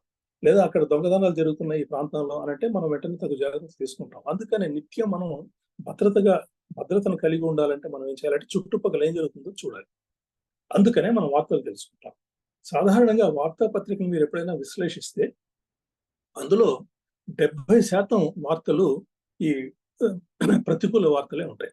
అంటే హింస, దౌర్జన్యాలు, అవినీతి, లేదా అలసత్వం, ఇట్లాంటి విషయాలే దాంట్లో వార్తాపత్రికలో ఎక్కువగా ఉంటాయి. సానుకూలమైన వార్తలు కూడా ఉంటాయి, కానీ చాలా తక్కువ ఉంటాయి. ఈ వ్యతిరేకమైన వార్తలు ప్రతిరోజు వార్తాపత్రిక తీయగానే ఈ అవినీతిలో ఇతని వద్ద కోట్లు దొరికినాయి, లేదా ఇంట్లో వాళ్ళే తండ్రి కొడుకుని చంపాడు, కొడుకు తండ్రిని చంపాడు, లేదా దొంగతనం జరిగే దొంగలు ఇంట్లో వాళ్ళు చంపి అన్ని ఎత్తుకుపోయారు, లేదా ఇటువంటి వార్తలు మనం చదివి విపరీతంగా పెరిగిపోయింది హింస అని అనుకుంటాం. ఇది ఒక కోణం. నేను ఒక 4 ఏళ్ల ముందు చిన్న ప్రయోగం చేశాను. అదేంటంటే, ఈనాడు వార్తాపత్రిక జిల్లా ఎడిషన్లు వచ్చేవి ఆ రోజుల్లో, ఇప్పుడు లేవు అవి. జిల్లా ఎడిషన్ వచ్చినప్పుడు చిత్తూరు జిల్లా ఎడిషన్లో ఆ రోజు ఎన్ని దొంగతనాలు, ఎన్ని మర్డర్లు, ఎన్ని యాక్సిడెంట్లు, ఏం జరిగినాయి, ఎన్ని హింసాకర్మాలు జరిగాయి నోట్ చేసి పెడతాం. అదే రోజు ఆన్లైన్లో మనం ఇతర జిల్లా ఎడిషన్లు కూడా చూడవచ్చు. నెల్లూరు జిల్లాలో ఎన్ని జరిగినాయి, ప్రకాశం జిల్లాలో ఎన్ని జరిగినాయి, కృష్ణా జిల్లాలో ఎన్ని జరిగినాయి, ఒక టేబుల్ లాగా నేను కొన్ని రోజులు మాత్రం చేసే పని చేస్తే ఆంధ్రప్రదేశ్లో ఒక రోజే దాదాపుగా 30 హత్యలు, 30 దొంగతనాలు, ఈ విధంగా ఒక 60 ప్రమాదాలు, రోడ్డు ప్రమాదాలు, ఈ విధంగా ఆ లెక్క చూస్తే ఇతర దేశాల కంటే మిన్నగా ఉంది. మనకు తెలియడం లేదు. అమెరికాలో ఎప్పుడైనా ఒక రోడ్డు ప్రమాదం జరిగి ఒక భారతీయుడు మరణిస్తే ఇక్కడ పేపర్లో పెద్దగా వేసుకుంటారు. కానీ ఇక్కడ ఆంధ్రప్రదేశ్లో రోజు 40 మంది, 50 మంది మర్డర్ అయిపోతా ఉన్నారు. అది మనకు పెద్ద సీరియస్ వార్తగా అనిపించదు. ఎందుకంటే ఇది వార్తలు మనం పూర్తిగా విభజించాం వాటిని జిల్లాల వారీగా. కానీ ఈ లెక్కలన్నీ వేసినా కూడా ఈ సంఖ్య, ఈ వార్తాపత్రిక మనం చూస్తూ ప్రతిరోజు మన మెదడు కూడా పూర్తిగా మొద్దుబారిపోయి ఈ వార్తలన్నీ కూడా ప్రతికూల వార్తలే, అన్ని నెగిటివ్ వార్తలే. కాబట్టి వార్త అంటే ఇలాగే ఉంటుంది అనే మనం ఒక అభిప్రాయంతో ఉండి హింస పెరుగుతోంది అని అనుకుంటాం. కానీ ఇప్పుడున్న జనాభాకి, ఇప్పుడున్న సమాజంలో జరుగుతున్న అభివృద్ధి కానీ, మనకు అందుబాటులో ఉన్న సాంకేతిక పురోగతి కానీ, లేదా మనం అనుభవిస్తున్న జీవితం కానీ, మనం తింటున్న తిండి కానీ, మనకు అందుబాటులో ఉన్న వైద్య సౌకర్యాలు కానీ, ఈ పురోగతి వల్ల నిజానికి చాలా మంది జీవితాలు కొంత సుఖంగా నడుస్తున్నాయి. మీరు 100 ఏళ్ల క్రితం భారతదేశంలో 200 ఏళ్ల క్రితం బ్రిటిష్ వాళ్ళు చాలా రికార్డ్ చేశారు. కరువు వల్ల ఎన్ని కోట్ల మంది చనిపోయారో రికార్డ్ చేశారు. ఒక బ్రిటిష్ ఆఫీసరు, నేపియర్ అనే ఒక బ్రిటిష్ ఆఫీసరు బెంగాల్ దగ్గర కొంతకాలం పనిచేశాడు 18వ శతాబ్దంలో. అతను పనిచేసి అప్పుడు సతీ సహగమనాన్ని అడ్డుకోవటానికి ఆయన చాలా ప్రయత్నం చేశాడు. భర్త చనిపోగానే భార్యని చితి మీదకి తోసేస్తూ ఉంటే వాళ్ళు స్త్రీలు అరుస్తూ ఏడుస్తూ దాని మీద కొంతమంది ఇష్టపడి వెళ్ళేవాళ్ళు, కొంతమంది ఏడుస్తూ వెళ్ళేవాళ్ళు. దాన్ని చూసి ఆ నేపియర్ తట్టుకోలేకపోయాడు ఆ దృశ్యాన్ని చూసి. వెంటనే దాని మీద ఒక చట్టం తీసుకొచ్చి దాన్ని ఆపాలనుకుని చెప్పేసి ఆపితే చట్టం తీసుకొస్తే ఎవరు మాట వినలేదు. అతను ఏం చేశాడంటే వెంటనే ఎవరైతే సతీ సహగమనంలో భర్త చనిపోయిన స్త్రీని నిప్పుల మీదకి ఎవరైతే తోస్తారో వాళ్ళకు ఉరిశిక్ష చేస్తానని చెప్పేసి అక్కడ పోయి నిలబడేవాడు. వాళ్ళు ఇది మా సంస్కృతి, ఇది మా చరిత్ర, మా ఇష్టం, మా స్త్రీలు, మా భార్య, మీకెందుకు ఇవన్నీ అనేవాళ్ళు భారతీయులు. వీళ్ళు ఏం చేశారంటే మేము ఇప్పుడు పరిపాలిస్తున్న మీ దేశాన్ని, ఇది మా చట్టం, మీరు ఇచ్చుకోండి, సరే మీ భార్యని మీరు చంపండి, ఆ భార్యని నిప్పుల కొలిమి మీదకి తోసిన వాళ్ళని మేము ఉరి తీస్తాం అని, మేము పక్కన ఉరికంపం కడతాం అని ఈ విధంగా ఎన్ఫోర్స్ చేశారు చట్టాన్ని. అప్పుడు అవి తగ్గుతూ వచ్చాయి. అంటే భారతదేశంలో ఒక 200 ఏళ్ల ముందు ఆకలి మరణాలు, వ్యాధుల వల్ల మరణాలు, ఈ కుసంస్కృతి వల్ల జరిగిన మరణాలు, అప్పుడు కరువులు, తర్వాత విస్తృతంగా వస్తున్న అనేక వ్యాధులు, వాటికి ఔషధాలు లేకపోవటం, ఈ విధమైన చాలా దుర్భరమైన పరిస్థితులు భారతదేశంలో ఉన్నాయి. మీరు 18వ శతాబ్దం, 19వ శతాబ్దంలో బ్రిటిష్ గెజిటీస్ చూస్తే మీకు స్పష్టంగా భారతదేశం యొక్క పరిస్థితి మనకు తెలుస్తుంది. ఆ రోజుల్లో భారతదేశం జనాభా అంతా 20-30 కోట్లు కూడా లేదు. కానీ 1850 నుంచి 1870 దాకా నేను స్టాటిస్టిక్స్ అన్ని చూశాను. ఆంధ్రప్రదేశ్ స్టాటిస్టిక్స్ అన్ని బ్రిటిష్ గెజిటీలో చూశాను. నేను మెడికల్ హిస్టరీలో పరిశోధన చేసే రోజుల్లో మలేరియాతో సంవత్సరానికి 1,00,000 మంది చచ్చిపోయారు. పోలియో వచ్చి కనీసం సంవత్సరానికి 2-3 లక్షల మంది పోలియో వ్యాధిగ్రస్తులు అయ్యేవారు. అమ్మవారు సోకి 50,000 మంది చచ్చిపోయేవాళ్ళు. ఈ విధంగా లెక్కలని తీస్తే విపరీతంగా చావులు, మరణాలు ఉండేవి. 5-6 మంది పిల్లలు పుడితే 2 బతికితే కష్టం. ఇక స్త్రీల పట్ల అణచివేత అంతా ఇంత కాదు ప్రాచీన భారతదేశంలో. వాళ్ళకి అసలు స్వతంత్రత అనేది అసలు లేదు. చెప్పినట్టు వినాల్సిందే, పిల్లల్ని కానీ యంత్రంలాగానే ఉండాల్సిందే. వాళ్ళకి పెద్ద స్వాతంత్రత అనేది, వాళ్ళకి సొంతంగా ఆలోచించడానికి, ఉద్యోగం చేయడానికి, బయటకు వెళ్ళడానికి కూడా లేదు. సాంకేతిక అభివృద్ధి లేదు కాబట్టి ఆ రోజుల్లో పిల్లల్ని 2 చాలు, 3 చాలు అనుకోవడానికి వీల్లేదు. ఒక్కొక్కరు 5 మందిని, 10 మందిని కనేవాళ్ళు. చాలా మంది కాన్పుల్లోనే చనిపోయేవారు. అటువంటి దుర్భర పరిస్థితుల్లో ఆ రోజుల్లో స్టాటిస్టిక్స్ చూస్తే ఈ రోజున స్త్రీలే కాదు, పురుషులు, పిల్లలు అందరూ చాలా కొంత సుఖంగా, మనం అప్పటికంటే ఇప్పుడు సుఖంగా ఉన్నామనేది మనకు స్పష్టంగా తెలుస్తుంది. అదేవిధంగా ఈ పరిస్థితి ఇక్కడ ఇండియాలో ఒకటే కదా, ప్రపంచవ్యాప్తంగా కూడా ఇట్లా. ప్రపంచవ్యాప్తంగా కూడా, ఎందుకంటే మనం ఇండియాలో ఉన్నాం, తెలుగులో మాట్లాడుకుంటున్నాం కాబట్టి ఇక్కడి లెక్కల్ని మనం చెప్పాలి. కానీ భారతదేశంలో కూడా విపరీతమైన హింస పూర్వకాలంలో, ఉదాహరణకు కొన్ని శిక్షలు మన భాషలో మనకు తెలుస్తుంది. ఇప్పుడు మీరు గోదావరి జిల్లాకి వెళ్ళి ఎవరైనా సరదాగా అంటూ ఉంటారు, నేను గోదావరిలో ముంచుతూ అంటారు. అంటే పూర్వకాలం గోదావరిలో ముంచి చంపడం అనేది చాలా సాధారణంగా జరిగేది. లేదా నేను నిలువున పాత్ర వేస్తా అంటారు. పాత్ర వేయడం అంటే మనిషిని గొంతు వరకు మట్టిలో పూడ్చిపెట్టడం. గొయ్యి తీసి మనిషిని పెట్టి ఆ మట్టిలో ఉప్పు కలిపి మళ్ళా పూడ్చేసేవాళ్ళు. ఉప్పు కలిపిన తర్వాత శరీరంలో నీరంతా బయటికి పోయి దాహం విపరీతంగా వేస్తుంది. వాళ్ళు అట్లాగే 2-3 రోజులు చనిపోతారు. తల మాత్రం భూమి మీద ఉంటుంది. ఇది భయంకరమైన శిక్ష. ఇక ముక్కు చెవులు కోయటం అనేది చాలా సాధారణమైన శిక్ష. అంటే ఏ శిక్ష ఎవరికి వేయాలనేది ఒక ఒక ఒక పద్ధతి ఉంది. ముక్కు చెవులు ఎవరికి కోసేవాళ్ళంటే ఎవరైతే వ్యాపారాల్లో మోసం చేసేవాళ్ళో వాళ్ళు ముక్కు చెవులు కోసేవాళ్ళు. వ్యాపారంలో మోసం చేసిన ముక్కు చెవులు కోయడం అంటే వాడు ముక్కు ఎందుకు కోస్తున్నారు? ముక్కు కోస్తే మొహం చాలా వికారంగా ఉంటుంది. ఇక వాళ్ళు బయటికి వెళ్ళలేరు. ఇప్పుడు మనం జైలు కట్టి ఒక కారాగారాన్ని కట్టి వాళ్ళని అందులో పెట్టి వాళ్ళకి ఆహారం పెట్టాలంటే చాలా ఖర్చు అవుతుంది. మనం ముక్కు కోసేస్తే ఏంటంటే వాడు ఇంట్లోనే ఉంటాడు. వాడి తిండి వాడే చూసుకుంటాడు. ఇక వాడు బయటికి రాడు. ఎప్పుడైనా బయటకు వచ్చినా రాత్రిపూట గుడ్డ కప్పుకొని బయటికి రావాలి. అంటే వికారంగా ఉంటుంది మొహం. కాబట్టి ఇంత భయంకరమైన పరిస్థితులు, శిక్షలు ఆ రోజుల్లో ఉండేది. ఇక తోలు ఒలుస్తానంటాం తిట్లుకొని. నిజంగానే తోలు ఒలిచేవాళ్ళు పూర్వకాలం. అన్నిటికంటే చాలా భయంకరమైన నొప్పిని కలుగజేసేది బతికున్న మనిషి తోలు ఒలవడం అనేది పూర్వకాలం చేసేవారు. భారతదేశంలో చేసేవారు. ఇట్లాంటి శిక్షలు, తర్వాత కొరత వేయడం, గుణపాన్ని నాటి భూమిలో దాని మీద మనిషిని ఎత్తి దాని మీద కుదేయటం, ఇట్లాంటి భయంకరమైన శిక్షలు ప్రభుత్వమే అమలు చేసేది. విజయనగర సామ్రాజ్యంలో ఇప్పుడు ఫర్గాటన్ ఎంపైర్ అని రాబర్ట్ సీవెల్ రాసిన పుస్తకంలో ఎన్నో శిక్షలను ఇట్లాంటివి చెప్పాడు. ఆ రోజుల్లో నరబలి కూడా ఇచ్చేవాళ్ళు. ఏదైనా ఒక పెద్ద తటాకం నిర్మించాలంటే ఒక నరబలి ఇవ్వాలని చెప్తారు. నరబలికి ఇవ్వడానికి వృద్ధులు, కారాగారంలో ఉన్న వాళ్ళు ఇట్లాంటి వాళ్ళని తీసుకొచ్చి నరబలి ఇచ్చేవాళ్ళు. కాబట్టి భారతదేశం ఒక 500 ఏళ్ల ముందు ఎలా ఉంది, 1000 ఏళ్ల ముందు ఎలా ఉంది అంటే, నేను చరిత్రకారుని కాబట్టి చెప్తున్నా. నిజమైన చరిత్ర తెలుసుకున్న వాడికి అప్పటికంటే నేను ఇప్పుడు అదృష్టవశాత్తు ఇప్పుడు పుట్టానని అనిపిస్తుంది. అంటే అంత భయంకరంగా పూర్వకాలం ఉండేది. అంటే పూర్వకాలం మనుషులు సంతోషంగా లేరా, ఆనందంగా లేరా అంటే ఉన్నారు ఖచ్చితంగా. ఆ సంతోషం, ఆ ఆనందం పాక్షికం. ఆ సంతోషం, ఆనందం అంతా కూడా పోల్చలేం. ఈనాటి స్వతంత్రతతో మనం పోల్చలేము. ఆ రోజుల్లో అంత స్వతంత్రత కూడా లేదు మనుషులకి, స్త్రీలకు కానీ, లేదా పిల్లల పట్ల హింస, స్త్రీల పట్ల హింస అంత ఇంత కాదు, విపరీతంగా ఉండేది. ఇది ప్రపంచవ్యాప్తంగా ఉంది. ఇప్పుడు దక్షిణ అమెరికాలో, పెరు, ఇంకా సివిలైజేషన్స్ లో పిల్లల్ని చంపి గుండెకాయని తీసి దేవుడికి అర్పించేవాళ్ళు. ఇది చాలా 15వ శతాబ్దం వరకు కొనసాగింది. నేను ఈ మధ్య జోర్డాన్ అనే ఒక దేశానికి వెళ్ళి అక్కడ అమ్మాన్ అనే ఒక నగరంలో అక్కడ హెర్కులిస్ టెంపుల్, గ్రీక్ సంస్కృతి చెందిన హెర్కులిస్ టెంపుల్ చూశాను. హెర్కులిస్ టెంపుల్ చరిత్ర చదివితే భయం వేస్తుంది. ఆ హెర్కులిస్ టెంపుల్లో పిల్లల్ని తీసుకొచ్చి బలిచ్చేవాళ్ళు. వాళ్ళ అరుపులు వినిపించకుండా పెద్ద పెద్ద భేరీ శబ్దాలు వాయించేవాళ్ళు ఆ రోజుల్లో. ఈ విధంగా ఎక్కడ చూసినా కూడా హింస అనేది ప్రపంచవ్యాప్తంగా ఉంది. అన్ని సంస్కృతుల్లో హింస అపరిమితంగా ఉంది. అది ఎందుకు తగ్గుతూ వచ్చింది అంటే, కేవలం విద్య పెరిగే కొద్దీ, మనిషిలో కొన్ని నైతిక విలువలు పెరిగే కొద్దీ, లేదా సహానుభూతి పెరిగే కొద్దీ, సంపద పెరిగే కొద్దీ అనేక కారణాల వల్ల ఆ హింస తగ్గుతూ వచ్చింది. తర్వాత ప్రభుత్వాల పాత్ర కూడా చాలా ఉంది. అందుకని శ్రీశ్రీ దేశ చరిత్ర అనే పద్యం రాసి, గతమంతా తడిసే రక్తమున కాకుంటే కన్నీళ్ళతో అంటాడు. గతమంతా రక్తంలో తడిచిపోయింది, కాకపోతే కన్నీళ్లు కూడా ఉన్నాయి అక్కడక్కడ. యుద్ధం జరగని చోటు ప్రపంచంలో భూస్థలం అంతా వెతికినా దొరకదు అంటాడు. ఆ విధంగా ప్రతి చోట కూడా, ప్రతి దేశంలో, ప్రతి చోట ప్రభుత్వాలు లేని సమయంలో హింస జరిగింది. ప్రభుత్వాలు ఏర్పడిన తర్వాత కూడా చాలా క్రూరమైన కఠిన శిక్షలు జరిగాయి.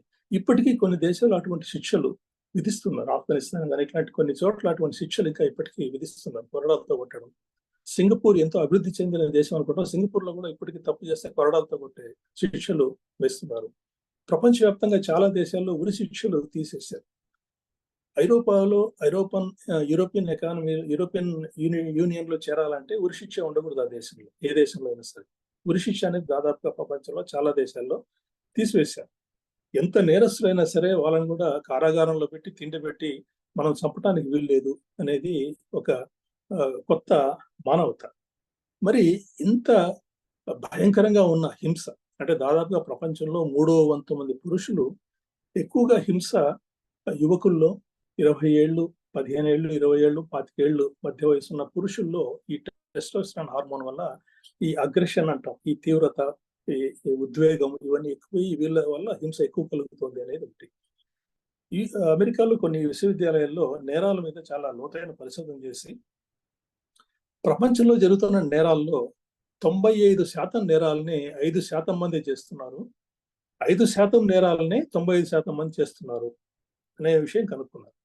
ఎక్కువ నేరాలు, నేర మనస్తత్వం ఉన్న వాళ్ళు నేరాలు చేస్తూనే ఉంటారు.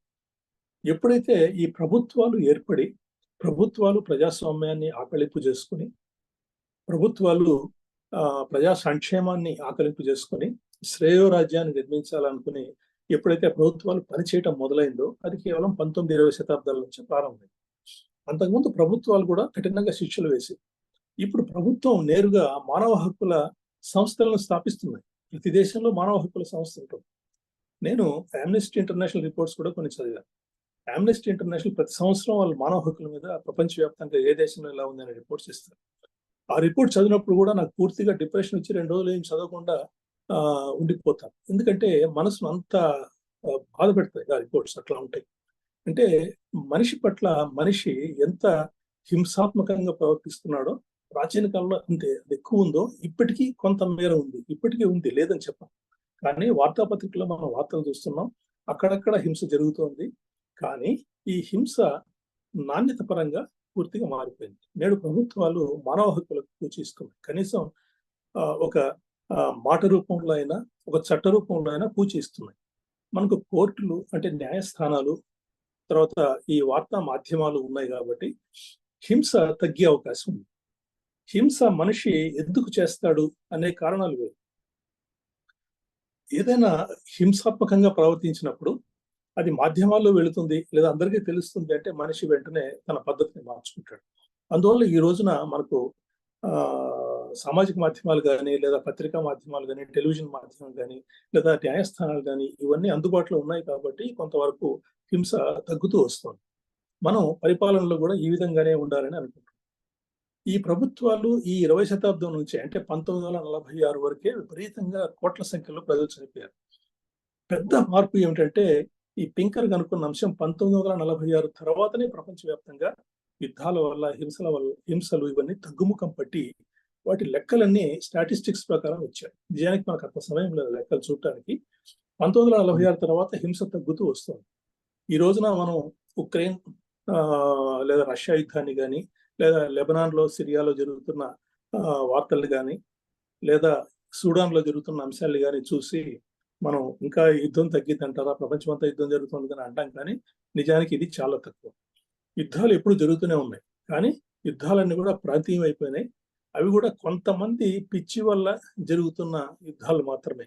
ఇప్పుడు పుతిన్కున్న చంచల మనస్తత్వం, లేదా పుతిన్కున్న మనస్తత్వం వల్ల, లేదా సిరియాలో అసద్ అతని మనస్తత్వం వల్ల, లేదా సూడాన్లో ఉన్న ఆ సైనికాధికారులు ఇద్దరి మధ్య ఉన్న గొడవ వల్ల కేవలం ఒక వ్యక్తిగతంగా ఒక వ్యక్తికి అతని అభిలాషకు అనుగుణంగా జరుగుతున్న యుద్ధాలే తప్ప ప్రజలంతా దీంట్లో ఎవరూ పాల్గొనడం లేదు. ఈ మధ్య ఎకానమిస్ట్ అనే ఒక పత్రిక, లండన్ నుంచి వస్తున్న పత్రిక, వాళ్ళు రహస్యంగా రష్యాలో పెద్ద సర్వే చేశారు గత 3 నెలలుగా. ఆ సర్వే చాలా రహస్యంగా చేశారు. ఈ వారం దాన్ని అచ్చివేశారు. ఆ సర్వేలో ఏంటంటే రష్యా అంతా వాళ్ళు ప్రజలతో మాట్లాడితే మాకు యుద్ధం వద్దే బాబు, అసలు మాకు వద్దే వద్దు యుద్ధం, ఎందుకు ఉక్రెయిన్ మీదకి పోయినాం, పుతిన్ చేస్తున్నాడు, ఇది మాకు ఇష్టం లేదు, అయినా కూడా గట్టిగా అరిస్తే మమ్మల్ని జైల్లో వేస్తారు కాబట్టి మేము నిశ్శబ్దంగా ఉన్నాం అని అంటున్నారు. ఇదే పద్ధతి, ఇదే అటువంటి అభిప్రాయాలు సూడాన్లో ఉంది, అన్ని చోట్ల. అంటే ప్రజలంతా మూకుమ్మడిగా యుద్ధం చేయాలి, ఆ దేశాన్ని జయించాలనే ఒక ఆలోచన ఇప్పుడు తొలగిపోయింది. పూర్వకాలం మీద చాలా గట్టిగా ఉండేది. ఇప్పుడు నెపోలియన్, ఫ్రెంచ్ విప్లవం తర్వాత నెపోలియన్ యూరోప్ అంతా జయించాలని దాదాపు 3 కోట్ల మందిని చంపేశారు. ఆ యుద్ధాల్లో 3 కోట్ల మంది చచ్చారు ఇరుపక్షంలో. అట్లాగే మీరు ఏ సందర్భంలో తీసుకున్నా కూడా ఈ హిట్లర్ దాదాపు 60 లక్షల మంది యూదుల్ని పొట్టన పెడుతున్నారు. ఏ యుద్ధంలో చూసినా మనుషులు చంపడమే ధ్యేయంగా వీళ్ళు చేశారు. మీరు చరిత్రలో ఏది తీసుకున్నా, నాదిర్ షా కానీ, చెంగిస్ ఖాన్ అయితే ఆ మంగోల్ వంశస్థులు 3 కోట్ల మంది ప్రజానీకాన్ని మధ్య ఆసియాలో చంపేశారు. ఈ విధంగా ఒక్కొక్క వాళ్ళు నాదిర్ షా ఇట్లాంటి వాళ్ళకి దేశాల వాళ్ళకు సపోర్ట్ కూడా ఉంది, పూర్తిగా ప్రజల సహకారం ఉంది వాళ్ళలో. కానీ ఈ రోజున 20వ శతాబ్దంలో ప్రజాస్వామ్యం పెరిగి ప్రజల సహకారం యుద్ధాలకు ఏమాత్రం లేదు. కేవలం దేశాధినేతలు వాళ్ళ స్వార్థం కోసం చేస్తున్న కొన్ని యుద్ధాలు తప్ప ఇతరత్రా నిజమైన ప్రపంచ యుద్ధాలు అంటూ ఏం లేవు. ఈ జరుగుతున్నవి కూడా చాలా ప్రాంతీయ యుద్ధాలు మాత్రమే ఉన్నాయి. ఎందుకు ప్రజలు ఇంతగా మారిపోయారు అని అంటే దీనికి కొన్ని కారణాలు ఉన్నాయి. ఒకటి మనం లెవియాథన్ అని చెప్పొచ్చు. లెవియాథన్ అంటే హింసపై గుత్తాధిపత్యాన్ని ప్రభుత్వాలు తీసుకుంటాయి. కాబట్టి హింస అనేది ప్రభుత్వమే చేస్తుంది. ఇక ప్రజల మధ్య హింస చాలా వేరే రూపంలో ఉంటుంది. ఉగ్రవాదులు లేదా మాదక ద్రవ్యాలు అమ్మేవాళ్ళు, లేదా ఒక దేశం నుంచి ఒక దేశానికి మనుషులు రవాణా చేసేవాళ్ళు, డబ్బు సంపాదించాలనుకున్న వాళ్ళు, ఇట్లాంటి వాళ్ళు నేరస్తులు కొంతమంది చేసే నేరాలు, వీళ్ళని ప్రభుత్వం అనుకుంటే చాలా సులభంగా వీళ్ళని ఆపగలదు. ప్రభుత్వం అనుకోవాలి, ప్రభుత్వం చట్టపరంగా రాజ్యాంగం ప్రకారం మేము చేస్తామని నియంత్రిస్తాం అంటుంది. కానీ కొన్ని లోటుపాట్ల వల్ల ఇంకా వాటిని పూర్తిగా మనం నియంత్రించలేకపోతున్నాం. ఇది మారుతోంది పరిస్థితి, రాను రాను ఇప్పుడు మారుతోంది. ఇప్పుడు ప్రభుత్వాలు కూడా అకౌంటబిలిటీ అనేది పెరుగుతోంది. ఐరోపాలో విపరీతమైన అకౌంటబిలిటీ ఉంది, అమెరికాలో విపరీతమైన అకౌంటబిలిటీ ఉంది. మన ప్రభుత్వాలు కూడా అకౌంటబిలిటీ బాగా వచ్చినప్పుడు ఈ నేరాలు పూర్తిగా తగ్గుముఖం పడతాయి. ఇక రెండవది, ఈ 20వ శతాబ్దం తర్వాత ఈ హింస తగ్గడానికి కారణం వాణిజ్యం, అంతర్జాతీయ వాణిజ్యం. సంపద పెరిగే కొద్దీ మనిషి ప్రశాంతంగా ఉంటాడు. మనకు కోట్ల కోట్ల ఆస్తి ఉండి మనం కత్తి తీసుకొని బయటికి పోవు. ఎందుకంటే మన ఆస్తి మనకు కావాల్సినంత ఉంది. ఏమీ లేని వాడే కత్తి తీసుకొని బయటకు వస్తాడు, ఏదో ఒకటి దొరుకుతుంది కదా అని. కాబట్టి వాణిజ్యం వల్ల ప్రపంచవ్యాప్తంగా ఒక చోట నుంచి ఒక చోటికి సరుకుల ఉత్పత్తి, రవాణా, వాణిజ్యం జరుగుతుంది. కాబట్టి ఈ వాణిజ్యం నిరంతరం జరగాలంటేనే వాళ్ళకి ఆదాయం వస్తుంది. కాబట్టి ఈ వాణిజ్యానికి హింసకి చాలా రెండు పరస్పరం వ్యతిరేకం. కాబట్టి హింస ఉన్నప్పుడు వాణిజ్యం ఆగిపోతుంది. కాబట్టి వాణిజ్యం ఆగిపోతే ఆర్థికంగా చితికిపోతారు. ఆర్థికంగా చితికిపోతే తిండి కూడా దొరకని పరిస్థితి వస్తుంది. కాబట్టి వాణిజ్యం అనేది చాలా ముఖ్యం. ఇక రెండవది, అన్నిటికంటే ముఖ్యమైన అంశం మహిళల పురోగతి. గత 100 ఏళ్లుగా మహిళలు చదువుకోవడం, పాఠశాలలకు వెళ్ళడం, కళాశాలకు వెళ్ళడం, ఉద్యోగాలు చేయడం, వాళ్ళ హక్కులు వాళ్ళు గుర్తించుకోవడం, ఇది ఎప్పుడైతే దీన్ని ఫెమినైజేషన్ అని అంటూ ఉంటారు ఈ పెసిఫిస్టులు. అంటే ప్రపంచం అంతా ఫెమినైజేషన్లో, అంటే స్త్రీల మనస్తత్వం ఎలా ఉంటుందంటే వాళ్ళు గొడవలకు మామూలుగా దూరంగా ఉంటారు. ఏదైనా కూడా చర్చించి మాట్లాడుకుని పరిష్కరించుకుందాం అనుకునే మనస్తత్వంలో అధిక శాతం మంది స్త్రీలు ఉంటారు. స్త్రీలు ఎప్పుడు కూడా గొడవలకు దిగరు, ఎక్కువ మంది దిగరు. ఎక్కడైనా చిన్న చిన్న గొడవలు దిగరంటే అసలు గొడవలు పడమని కాదు, గొడవలు పడతారు. కానీ హింసాత్మకమైన గొడవలు స్త్రీలలో 99.9% ఏముండదు. ఎప్పుడైతే స్త్రీలు సమాజంలో సగభాగాన్ని ఆక్రమించుకోవటానికి వచ్చారో హింస మీద దృష్టి కూడా తగ్గుతూ వస్తుంది సమాజంలో కూడా. అందువల్ల ఈ హింస మీద ఉన్న వ్యతిరేక భావం వల్ల మహిళలకు ఇది కొంతవరకు హింస తగ్గుతూ వచ్చింది. ఇంకోటి ఏంటంటే తాదాత్మ్యం అనటం. ఇప్పుడు ఇంగ్లీష్లో అల్ట్రూయిజం అనటం, అంటే పరహిత తత్వం. ఇతరులు కూడా, ఇప్పుడు నేను, నా కుటుంబం, నేను బాగుండాలి అని మనకు ఉంటుంది. అట్లాగే నేను, నా కుటుంబమే కాకుండా నా దగ్గర బంధువులు, నా స్నేహితులు, నా సమూహం అంతా బాగుండాలి అని నేను అనుకుంటాను. ఇక మిగతా అంతటిని కూడా మనం ప్రకృతితో సమానంగా చూస్తామని ఈ సెల్ఫిష్ జీన్ అనే పుస్తకం రాసింది రిచర్డ్ డాకిన్స్ ఉంటాడు. మనకు ప్రకృతి అంటే చెట్లు, పుట్టలు, కొండలు, ఇవన్నీ ప్రకృతి. మనిషి దృష్టిలో జంతువులు కూడా ప్రకృతిలో భాగం. జంతువులే కాదు, మనుషులు కూడా ప్రకృతిలో భాగమే. కాబట్టి ఈ ప్రకృతిని మనం వాడుకోవచ్చు మన బాగు కోసం. కాబట్టి ఇంకొకరిని, పరిచయం లేనివాడిని మనం మోసం చేసినా పర్వాలేదనే అభిప్రాయంతో ఉంటారు. అందుకే మనుషులు మోసం చేస్తున్నారు అని రిచర్డ్ డాకిన్స్ అభిప్రాయం. ఎందుకంటే అతను జీన్స్ మీద చాలా లోతైన పరిశోధన చేసి సెల్ఫిష్ జీన్ అనే చాలా గొప్ప పుస్తకం రాశారు. ఆ పుస్తకంలో మనిషి ఎందుకు వయలెన్స్ ని చేస్తాడు అని అంటే, నిజానికి అందులో మనలో ఉన్న జన్యువులు, మన పిల్లల జన్యువులు ఒకటే. కాబట్టి జన్యువు అదంతకదే ఆ జన్యువుల్ని కాపాడుకోవడానికి శరీరాన్నే జన్యువులు వాహనంగా వాడుకుంటూ జన్యువులే మనల్ని నడిపిస్తున్నాయనే ఒక సిద్ధాంతాన్ని ఆ సెల్ఫిష్ జీన్ పుస్తకంలో చెప్పాడు. ఈ పుస్తకం కూడా ఎంత గొప్పదంటే మీరు ఒకసారి చూడొచ్చు. ఇది సెల్ఫిష్ జీన్ పుస్తకం. ఇది ఎన్నిసార్లు చదివినా చదవదగిన పుస్తకం. ఇందులో ఈ సెల్ఫిష్ జీన్ పుస్తకంలో మనుషులు చేసే హింసకి, వాళ్ళ ప్రవర్తనలో హింసా ప్రవర్తన ఉండటానికి ఉన్న జన్యుపరమైన కారణాలన్నీ కూడా విశ్లేషించారు దాంట్లో నిజానికి. కాబట్టి ఈ సెల్ఫిష్ జీన్ పుస్తకంలో మన జన్యువులు మన పిల్లల్నే కాదు, మన సమాజాన్ని మొత్తాన్ని కూడా మనలో భాగంగా చూసుకునే విద్య మనకు కావాలి అని అంటాడు. కాబట్టి మనకు లభించే విద్య ఒక రకంగా, ప్రపంచవ్యాప్తంగా విద్య ఒక్కొక్క దేశంలో ఒక రకంగా ఉంటుంది. ఈ విద్యలో మనం వివేకాన్ని ఇవ్వగలిగితే, కేవలం విద్యలో సమాచారాన్ని, విజ్ఞానాన్ని ఇవ్వడం కాదు, వివేకాన్ని కూడా ఇవ్వగలిగితే ఈ సహానుభూతి పెరుగుతుంది. సహానుభూతి పెరిగినప్పుడు ఈ తాదాత్మ్యం దశ వల్ల, దీన్నే మోరల్ ప్రోగ్రెస్ అని అంటాడు. అంటే నైతికమైన అభివృద్ధి మనిషికి రావాలి, అది వస్తోంది. ఇప్పటికే 17-18 శతాబ్దాల నుంచి 20వ శతాబ్దానికి మోరల్ ప్రోగ్రెస్ కలిగింది. అందువల్లే క్రూరమైన శిక్షలన్నీ లేవు. ఇప్పుడు యుద్ధాలు దాదాపుగా జరగడం లేదు. యుద్ధాలన్నింటినీ కూడా మనం నియంత్రించగలుగుతున్నాం. చాలా మటుకు యుద్ధాలని మనం నియంత్రిస్తున్నాం. ఇప్పుడు మధ్యప్రాచ్యంలో ఉన్న సమస్య అనేది హిస్టారికల్ ప్రాబ్లం. అది మధ్యప్రాచ్యంలో ఇజ్రాయెల్ ఉంది. యూదులు కానీ అరబ్బులు కానీ వీళ్ళందరి జన్యువుల్ని పరిశీలించారు. వీళ్ళ జన్యువులు అన్నీ ఒకటే. యూదులకేమో ప్రత్యేకంగా వేరే జన్యువులు లేవు. మరి యూదులు ఎందుకు అంత తెలివైన వారు, ఇజ్రాయెల్ ఎందుకు అంత శక్తివంతంగా ఉంది, యూదులకే ఎక్కువ నోబెల్ ప్రైజ్ బహుమతులు ఎందుకు లభిస్తున్నాయంటే దానికి కారణాలు వేరే ఉంది. దానికి కారణం ఏమిటంటే యూదుల సమాజంలో స్త్రీలకు అత్యధిక గౌరవం ఉంది. స్త్రీలకు వారంలో ఒక రోజు సెలవు ఇస్తారు. దాన్ని సబ్బాత్ అంటారు. ఆ రోజు స్త్రీలు పొద్దున ఆలస్యంగా లేవచ్చు. పురుషులే లేచి ఇల్లంతా తుడిచి వంట చేసి పెడతారు. స్త్రీలు గర్భం ధరిస్తే వాళ్ళకు పని చెప్పరు. వాళ్ళు సంగీతం నేర్చుకుంటారు. వాళ్ళని చాలా గౌరవంగా చూసుకుంటారు స్త్రీలని. ఏ సమాజంలో అయితే స్త్రీలను గౌరవంగా చూసుకుంటారో ఆ సమాజం పురోగతి పొందుతుంది. అదే జరిగింది ఇజ్రాయెల్. ఎందుకంటే యూదులు కానీ అరబ్స్ కానీ వీళ్ళంతా కూడా ఈ యూఫ్రేట్స్ టైగ్రిస్ సుమేరియన్ కల్చర్లో అంతా రకరకాల గుంపులుగా ఉన్న వాళ్ళే వీళ్ళంతా. వీళ్ళు సుమేరియా నుంచి కొంత వలస వచ్చి ఇప్పుడున్న ఇజ్రాయెల్ ప్రాంతానికి ఆ రోజుల్లో వచ్చారు. వస్తే అప్పుడు సుమేరియన్ కింగ్ నెబుకద్నెజర్ 2500 సంవత్సరాల ముందే జెరూసలం మీద దాడి చేసి కొన్ని వేల మంది యూదుల్ని చంపాడు. అవన్నీ కూడా ట్రైబల్ వార్స్ అవన్నీ. అప్పుడు యూదులు కొంతమంది ఈజిప్ట్కి వెళ్ళారు. ఈజిప్ట్లో కూడా ఫారోలు హింసిస్తుంటే యెహోవా వాళ్ళని తీసుకుని తిరిగి ప్రామిస్డ్ ల్యాండ్ చూపిస్తానని మళ్ళీ తీసుకొచ్చి వాళ్ళని తిరిగి ఇజ్రాయెల్ దగ్గర పెట్టాడు. అంటే ఇది ఒక జాతి, అరబ్బులు ఒక జాతి. వీళ్ళంతా కూడా ఒకే గుంపు నుంచి వచ్చిన వాళ్ళే.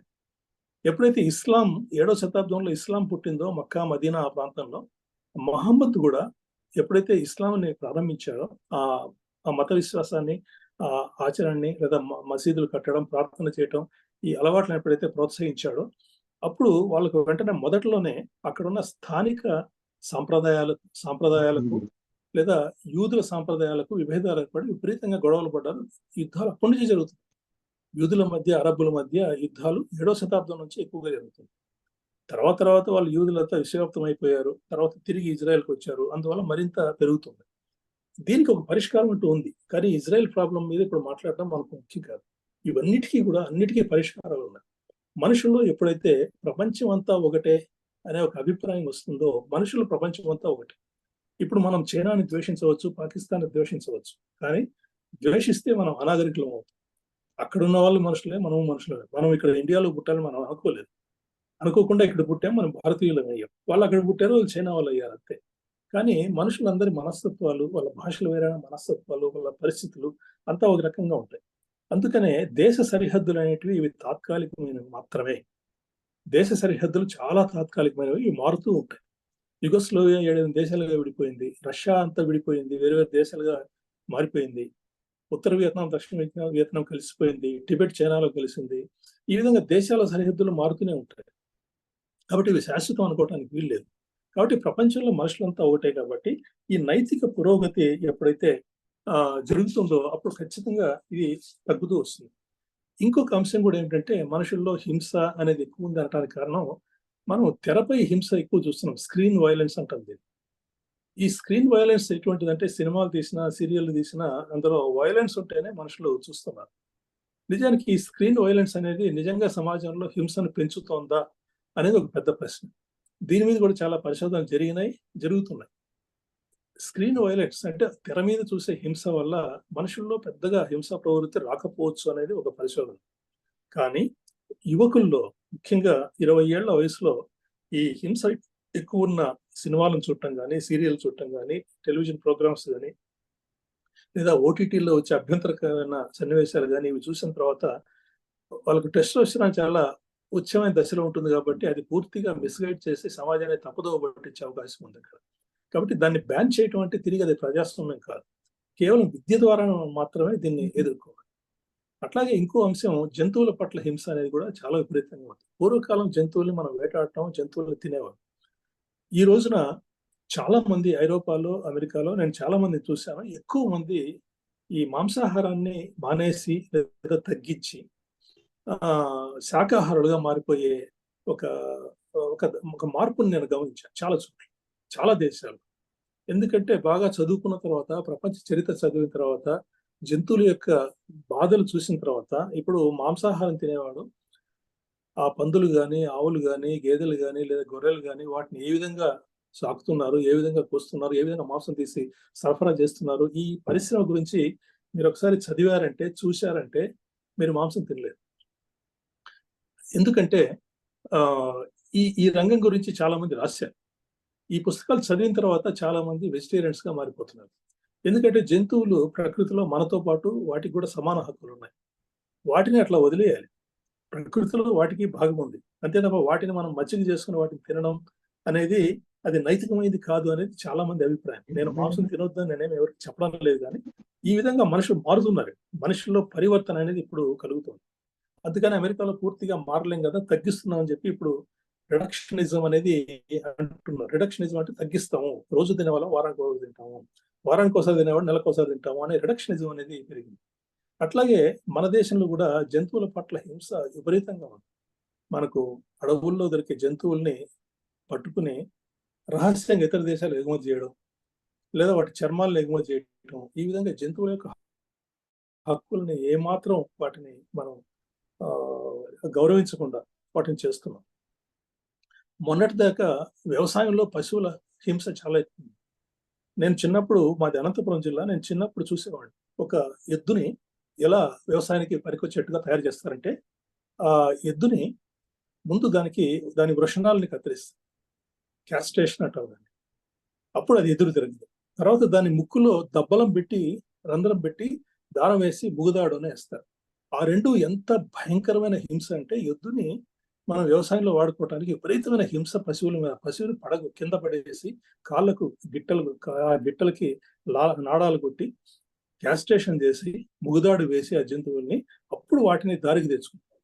ముగుదాడు లాగితే దానికి విపరీతంగా నొప్పి ఉంటుంది. మాకు వ్యవసాయంలో విపరీతంగా పశువులు వాడదాం, చాలా నైతికం కదా, చాలా మంచిది కదా అని అనుకుంటాం. కానీ జంతువుల పట్ల విపరీతమైన హింస. టెక్నాలజికల్ ప్రోగ్రెస్ వల్ల, అంటే మనకు ఈ రోజున ట్రాక్టర్లు ఇవన్నీ వ్యవసాయ సాంకేతిక శాస్త్రం పెరిగిన తర్వాత అనేక యంత్రాలు మనకు అందుబాటులోకి వచ్చి ఈ రోజున గ్రామాల్లో ఆ జంతువులు లేవు. ఇది నేను చాలా సానుకూలమైన పరిస్థితిగా నేను చూస్తాను. అంటే ఆ జంతువుల్ని హింసించి వాటితో వ్యవసాయం చేయించడం కంటే ఈ రోజున ట్రాక్టర్ నడపడం అనేది చాలా మంచిది.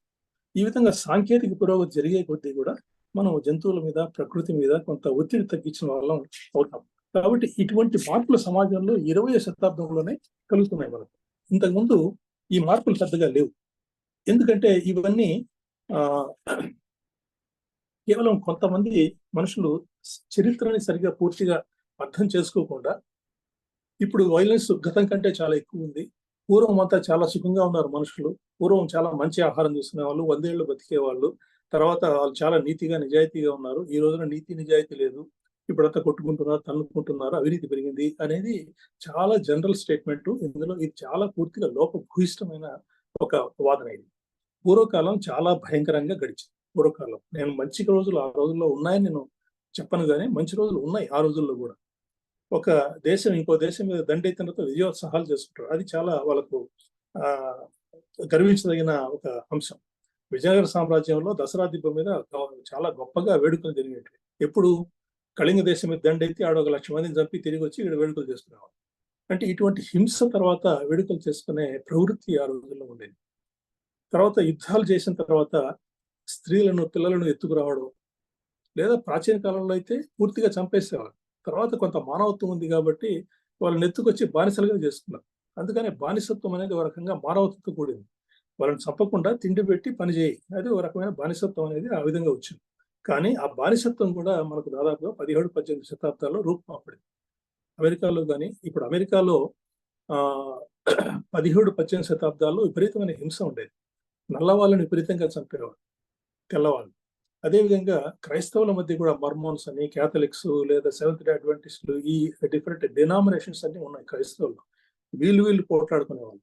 ఐరోపాలో విపరీతమైన హింస ఉండేది. అసలు ఐరోపాలో విపరీతమైన హింస. ఇప్పుడు ఫ్రాన్స్ లో హ్యూజనాట్లు అనే వాళ్ళని తరిమేసేవాళ్ళు. వాళ్ళు ప్రొటెస్టెంట్లు. ఫ్రాన్స్ అంతా రోమన్ క్యాథలిక్. ప్రొటెస్టెంట్లు బతికినిచ్చేవాళ్ళు కాదు అక్కడ, వాళ్ళు పారిపోయేవాళ్ళు. ఇంగ్లాండ్ నుంచి పారిపోయిన ఈ పంచి వాళ్ళంతా, ప్యూరిటన్స్ అంతా కూడా అమెరికాలో సెటిల్ అయ్యారు. ఆ రోజుల్లో ఎంత అహేతుకంగా మనుషులు ఉండేవాళ్ళంటే, ఇప్పుడు స్పెయిన్ లో కూడా రోమన్ క్యాథలిక్సే ఉండేవాళ్ళు ఆ రోజుల్లో. వాళ్ళు యూదుల్ని శిక్షించేవారు. యూదుడు రహస్యంగా వాడి మతాన్ని వాడు కాపాడుకునేవాడు. అంటే ఈ మతాల మధ్య, అదేవిధంగా కొన్ని టెరిటరీస్ మధ్య, ఒక ప్రాంతాల మధ్య, ఈ ప్రాంతం మాది, ఆ ప్రాంతం మాది అని. ఇటీవల రష్యా వాళ్ళు క్రిమియానంతా ఆక్రమించుకున్నారు ఉక్రెయిన్లో. ఏ కారణం లేకుండా ఇది మాది అని. అంటే ఇటువంటి అహంభావ ధోరణి ఇటువంటివి ఉన్నాయి కాబట్టి ఇంకా కొంతవరకు అశాంతి, కొంత హింస ఇవన్నీ జరుగుతూ ఉన్నాయి. కానీ ఇప్పుడున్న జనాభాకి 800 కోట్ల జనాభాకి మనం ఇంత హింస జరుగుతుందంటే ఇది చాలా తక్కువ. ప్రాచీన కాలంలో 1000 ఏళ్ల క్రితం, 2000 ఏళ్ల క్రితం అప్పుడున్న జనాభాకి, అప్పుడున్న హింసకి, ఇప్పుడున్న జనాభాకి, ఇప్పుడున్న హింసకి పోల్చుకుంటే ఇప్పుడు జరుగుతున్నది దాదాపుగా 5 రెట్లు తగ్గిపోయింది. అందుకనే ఇప్పుడు ప్రపంచవ్యాప్తంగా 5 లక్షల మంది మర్డర్ అయితే, 5 లక్షల మంది హత్యకు గురైతే 1 లక్ష మంది మాత్రమే యుద్ధాల్లో చనిపోతారు. 80,000 నుంచి 90 లక్షల మంది వరకు యుద్ధాల్లో చనిపోతుంది. అంటే దేశాలు చేసే హింస తగ్గింది. ప్రజల్లో ఇంకా కొన్ని వర్గాల వల్ల హింస అనేది ఇప్పటికీ ఉంది. దాన్ని ప్రభుత్వాలు సరిగ్గా నిర్వహించగలరు. దాన్ని సరిగ్గా రూపుమాపడానికి ప్రభుత్వాలకు ఆ శక్తి, అధికారం అన్నీ ఉన్నాయి. చిత్తశుద్ధి మాత్రం తక్కువగా ఉంటుంది. కాబట్టి ఈ ప్రభుత్వాలని మనం నియంత్రించగలిగితే ఇది ప్రజాస్వామ్యంలో మాత్రమే సాధ్యమవుతుంది. ప్రజాస్వామ్యం లేకపోతే ప్రభుత్వాలని ప్రజలు నిర్వహించలేరు. ఇప్పుడు రష్యాలో ప్రజలంతా కూడా ప్రభుత్వానికి వ్యతిరేకంగా ఉన్నారు, నోరిప్పలేకపోతుంది. చైనాలో కూడా అదే పరిస్థితి. ఈ చైనా, రష్యా వాడు ఈ మధ్య ఇటీవల చైనా వాడు ఉత్తర అట్లాంటిక్ సముద్రంలో పెద్ద షిప్స్ పంపించి అక్కడ ఉన్న సబ్మెరైన్ కేబుల్స్ ని తెంచేస్తున్నాడు, ఐరోపా వాళ్ళు సఫర్ అవ్వాలని. ఇటువంటి మనస్తత్వం ఉన్న ప్రభుత్వాధినేతలు జిన్పింగ్ కానీ, పుతిన్ కానీ ఇలాంటి వాళ్ళు ఉన్న కేవలం 5-6 మంది వల్ల ప్రపంచంలో అనేక సమస్యలు వస్తున్నాయి. వీటిని ప్రజాస్వామ్య స్ఫూర్తితో వీళ్ళని మనం నియంత్రించుకోగలిగితే ఆ హింస అనేది దాదాపుగా తగ్గడానికి అవకాశం ఉంది. ఎందుకంటే ఇది చాలా పెద్ద విశాలమైన విషయం. ఈ విశాలమైన విషయంలో 2000 సంవత్సరాల లెక్కల్ని లేదా అంతకుముందున్న లెక్కల్ని చాలా విస్తృతంగా ప్రజెంట్ చేసిన తర్వాత రైటర్స్ చాలా పుస్తకాల్లో నేను కూడా పూర్తిగా కన్విన్స్ అయ్యాను. నేను కూడా ఈ ప్రశ్నని, అంటే ప్రపంచంలో హింస నిజంగా తగ్గుతోందనే ప్రశ్నని నేను సందేహాస్పదంగానే మొదలు పెట్టాను ప్రారంభించడం. తర్వాత పుస్తకం నేను చరిత్ర పుస్తకం రాసిన సమయానికి, అంటే 1 సంవత్సరం క్రితం, నేను పూర్తిగా ఈ పుస్తకాల్లో చెప్పిన అంశాలని శాస్త్రీయంగా ఉన్నాయి కాబట్టి నేను నమ్మడానికి నాకు అవకాశం కలిగింది. నేను నమ్ముతున్నా ఇది హింస తగ్గుతోంది అని. దీనికి బ్యాక్గ్రౌండ్ మ్యాటర్ చాలా ఉంది, కానీ బ్యాక్గ్రౌండ్ మ్యాటర్ పంచుకోవడానికి మనకు సమయం లేదు కాబట్టి కేవలం ఇంతవరకు నా విషయాన్ని ఇక్కడికి ముగిస్తే బాగుంటుంది అనుకుంటున్నాను. దీనికి ఇంకా ఒక బ్రెక్స్ కాన్ఫ్లిక్ట్ కేటలాగ్ అని ఒక కేటలాగ్ ఉంది. ప్రపంచంలో యుద్ధాల కేటలాగ్ ఒకటి ఉంది. ఎన్ని యుద్ధాలు జరిగాయి, ఏ యుద్ధాలు ఎంతమంది చచ్చిపోయారు, ఏ యుద్ధాలు ఎందుకు జరిగాయి, ఇప్పుడున్న బ్రెక్స్ కేటలాగ్ లో ఎన్ని యుద్ధాలు జరిగాయి, ఆ కేటలాగ్ కూడా నేను చూశాను ఒకసారి. అంతిమంగా నాకు సంతోషం కలిగించే అంశం ఏంటంటే, నేను అదృష్టవశాత్తు 20వ శతాబ్దంలో పుట్టాను కాబట్టి 21వ శతాబ్దంలో జీవిస్తున్నాం. ఇక ముందు పుట్టే వాళ్ళు మరింత అదృష్టవంతులని, మా పిల్లలు ఇంకా అదృష్టవంతులని నేను అనుకుంటున్నాను. వాళ్ళకి చాలా అద్భుతమైన సాంకేతికత అందుబాటులోకి వచ్చింది. కాబట్టి ప్రపంచం ముందు ఇంకా బాగుంటుంది. నేను నిజానికి 500 సంవత్సరాల తర్వాత ఈ ప్రపంచాన్ని చూడాలని నాకు కోరిక ఉంది, కానీ నాకు సాధ్యం కాదు. నాకు చరిత్ర మీద ఎంత ఆసక్తి ఉందో భవిష్యత్తు మీద కూడా అంతే ఆసక్తి ఉంటుంది.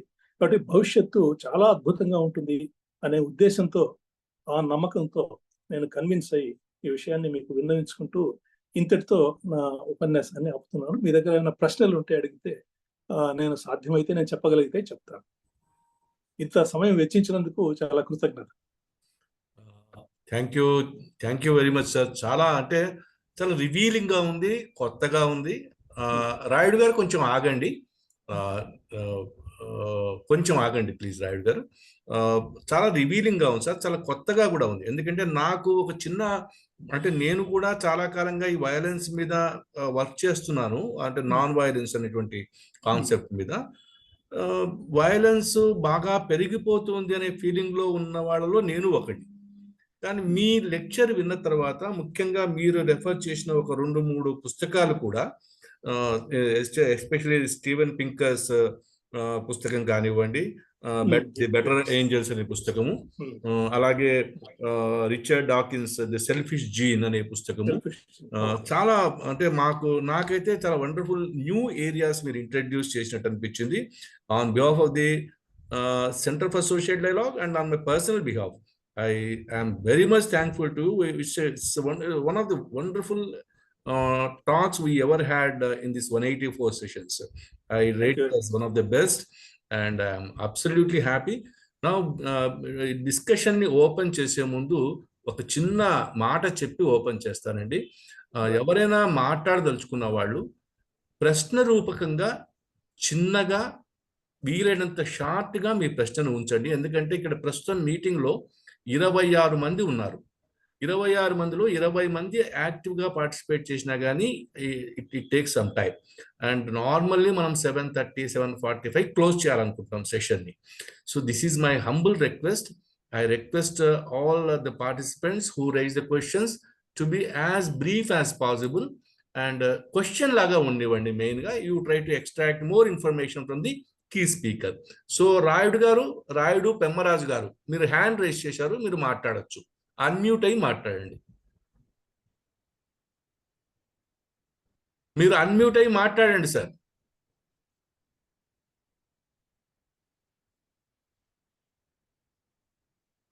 సో వారు అన్మ్యూట్ అవుతున్నట్లేదు. మా సిఎస్డి కన్వెన్షన్స్ ప్రకారం నేను first former vice chancellor of the Nagarjuna university professor V Balamohan Das గారిని అన్మ్యూట్ అయ్యి ఇంటర్వ్యూ వాళ్ళగా కోరుతున్నానండి. రవికుమార్ గారు, సార్ మీరు ఇలాగ నాకు కన్వెన్షన్ పెట్టి నన్ను అడిగితే సార్ మనలో ఏమైనా హింస వస్తుందేమో నాకు అనుమానంగా ఉంది. లేదులేండి, లేదు రాదు. మిమ్మల్ని చూస్తే అసలు రాదు, ఉన్నది కూడా పోతుంది. సో లేదు రాదు అని మీరు చెప్పటం, మీతో పాటు నేను కూడా ఏకీభవిస్తాను. రంగనాయకులు గారు చెప్పిన తర్వాత నాకున్న భావన కూడా కొంత నేను మార్చుకోవాల్సి వచ్చింది. మొన్ననే మనకి డిసెంబర్ 10వ తారీఖున హ్యూమన్ రైట్స్ డే జరిగింది. ఆ హ్యూమన్ రైట్స్ డే వచ్చినప్పుడు యానిమల్ రైట్స్ గురించి కూడా నేనే మాట్లాడాను. దాని గురించి నేను ప్రశ్న రాసుకున్నాను అడుగుదామని. ఆ ఛాన్స్ నాకు ఇవ్వలేదు రంగనాయకులు గారు. వారు అది కూడా ఆన్సర్ చేశారు. కాకపోతే నేను ఒక్కటి ఏంటంటే, ఇంకా కొన్ని చోట్ల కలకత్తా కాళీ టెంపుల్లో ఇంకా బలి జరుగుతుంది. అటువంటి మనం ఏమైనా చేయగలమా? ధన్యవాదాలు సార్. ముక్తేశ్వరరావు గారు నేను చివరిలో మాట్లాడతా. చివరిలో లక్ష్మీ నాగేశ్వర్ గారు. ఒకటే ప్రశ్న. 500 సంవత్సరాల తర్వాత చాలా అందమైన అహింసారహితమైనటువంటి ప్రపంచాన్ని నేను చూడగలను ఆశిస్తున్నాను అని ఆయన చెప్పారు రంగనాయకులు గారు.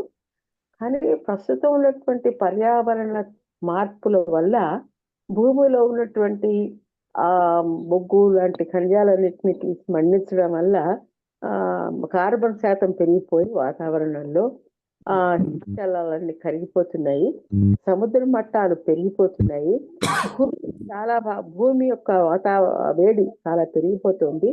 ఈ భూభాగం అంతా తగ్గిపోయి జలాల్లో, సముద్ర జలాల్లో మునిగిపోయే అవకాశం ఉన్నది. అసలు మానవుడే ఉంటాడా, ఆ ఉష్ణోగ్రతలో జీవించగలుగుతాడా ఒక 50 సంవత్సరాల తర్వాత అనేటువంటి ప్రశ్నలు వస్తున్నాయండి. అందువల్ల మనం ఈ టెక్నాలజీ వల్లనే చాలా సుఖంగా ఉండగలం అనేది కరెక్టేనా? కొంచెం చెప్పాల్సింది అది చెప్పంటారా? సార్ చివరిలో ఒకేసారి రెస్పాండ్ అవ్వండి. సో దట్ అన్నిటి కలిపి ఒకేసారి. అదే అండి. Doctor L Muralidhar garu is a practicing doctor from Wanaparthy. Muralidhar గారు,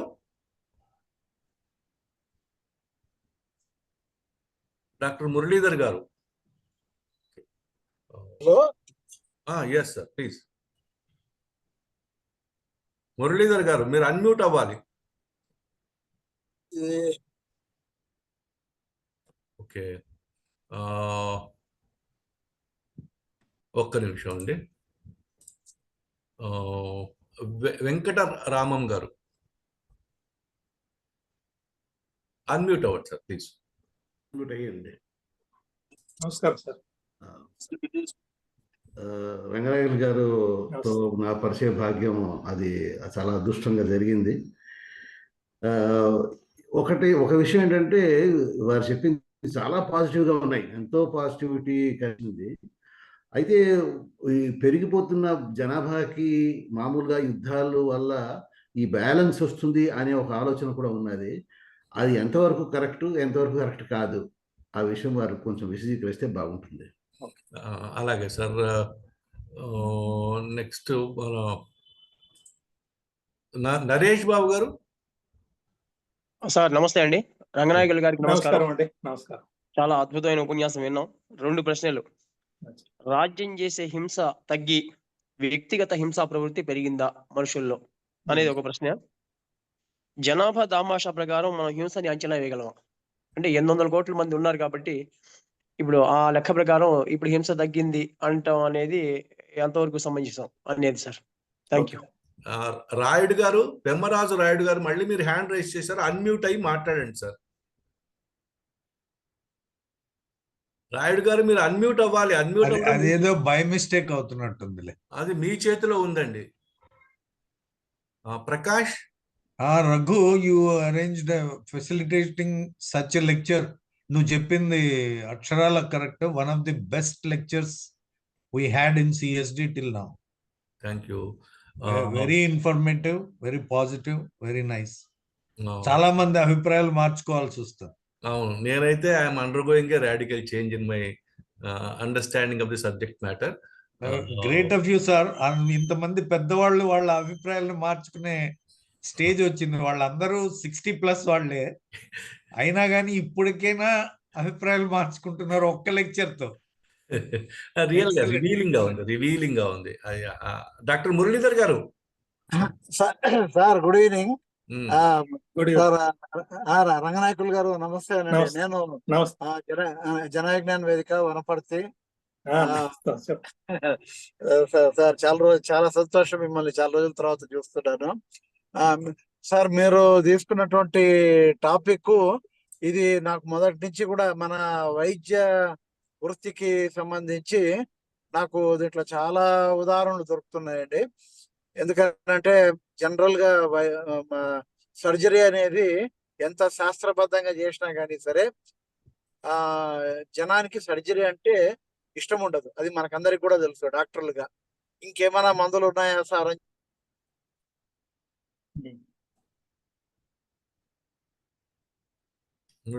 నాకేమనిపిస్తుందంటే ప్రజలందరూ కూడా ఈవెన్ మానవ స్వభావమే హింసకు వ్యతిరేకం. ఈ హింస అన్నటువంటి ఇది ఈవెన్ ఎంత శాస్త్రబద్ధంగా చేసినా, ఎంత శాస్త్రీయంగా చేసినా కానీ సరే జనానికి నచ్చదు. ఆ ఉద్దేశంతో ఇంత మునుపు జరుగుతున్నటువంటి బీభత్సమైనటువంటి సర్జరీల స్థానంలోనే ఇప్పుడు మైక్రో సర్జరీ, దాని తర్వాత ఇవన్నీ కూడా లాప్రోస్కోపిక్ సర్జరీ, మినియేచర్ సర్జరీస్ ఇవన్నీ కూడా రావడం అన్నటువంటిది మనం చూస్తున్నాము. అసలు మానవ స్వభావంలో ఈ డైలాగ్ అండ్ డిస్కషన్ కి పెద్దపీట వేయడము, దాంట్లో నాకు అనిపించింది ఏమంటే గాంధీ మహాత్ముడు లాంటి వాళ్ళు దాన్ని మరింత పాపులరైజ్ చేయడం. అంటే మొదటి ప్రపంచ యుద్ధము, రెండో ప్రపంచ యుద్ధము జరుగుతున్నటువంటి సందర్భాల్లోనే ఆయన అహింసను గురించి మొత్తం మీద హింస అన్నటువంటిది తగ్గుతుంది.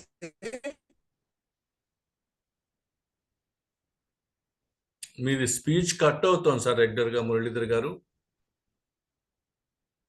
అంటే జరుగుతున్నటువంటి హింసను ప్రపంచమంతా కూడా విస్తృతం అయిపోయింది కాబట్టి అర్థం కానటువంటి ఇంకా కొన్ని విషయంలో హింసను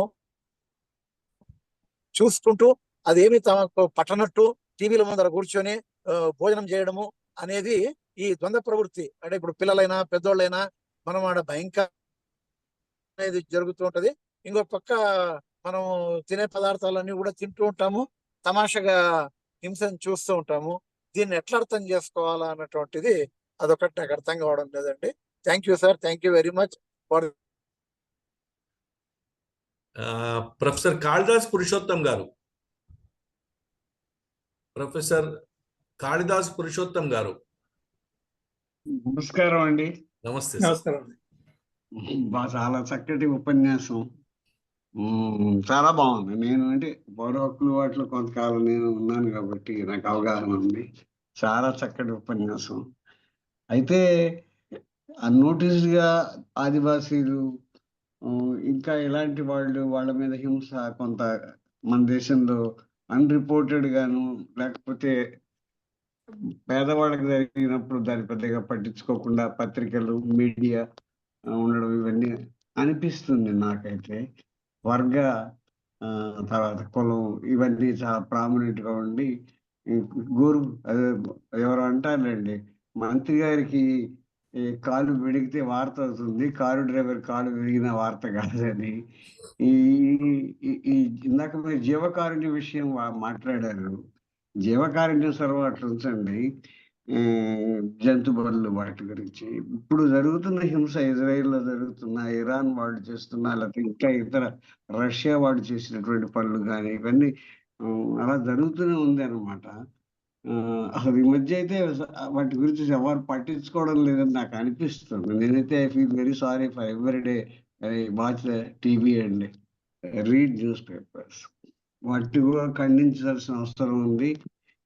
ప్రజలు తమ హక్కుల కోసం, తమ స్వేచ్ఛ కోసం పోరాడేవాడు, అది చైనా అయినా, రష్యా అయినా, అమెరికా అయినా, నేను పక్షపాతం లేకుండా ఈ విషయం మాట్లాడుతున్నాను. నాకు అవకాశం ఇచ్చినందుకు థ్యాంక్స్ అండి. Thank you sir. Tirumala Shetty Nageshwar garu. Tirumala Shetty Nageshwar. అందరికీ నమస్కారం అండి.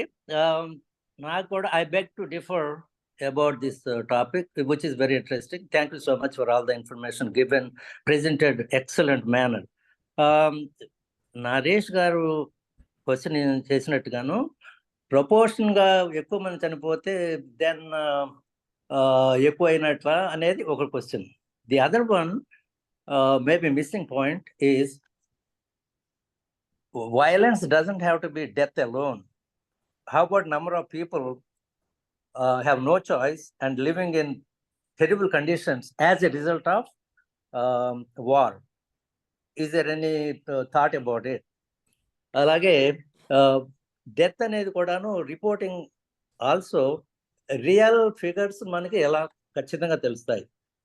ప్రస్తుతం చూసుకుంటే ఇజ్రాయెల్ కాన్ఫ్లిక్ట్ లో గాజా స్ట్రిప్ లో ఎంతమంది చచ్చిపోయారు, రష్యాలో రష్యన్స్ ఎంతమంది చనిపోయారు, ఉక్రెయిన్ దాంతో ఉక్రెయినియన్స్ ఎంతమంది, Sudan, Somalia, ROC, there are many many many including Lebanon or whatever else. కాబట్టి how do we justify, where is the balance about where is the reduction overall? ఇంకో విధంగా చూసుకుంటేనేమో just one little comment and question అనుకుందాము. నేను already question చేశాను.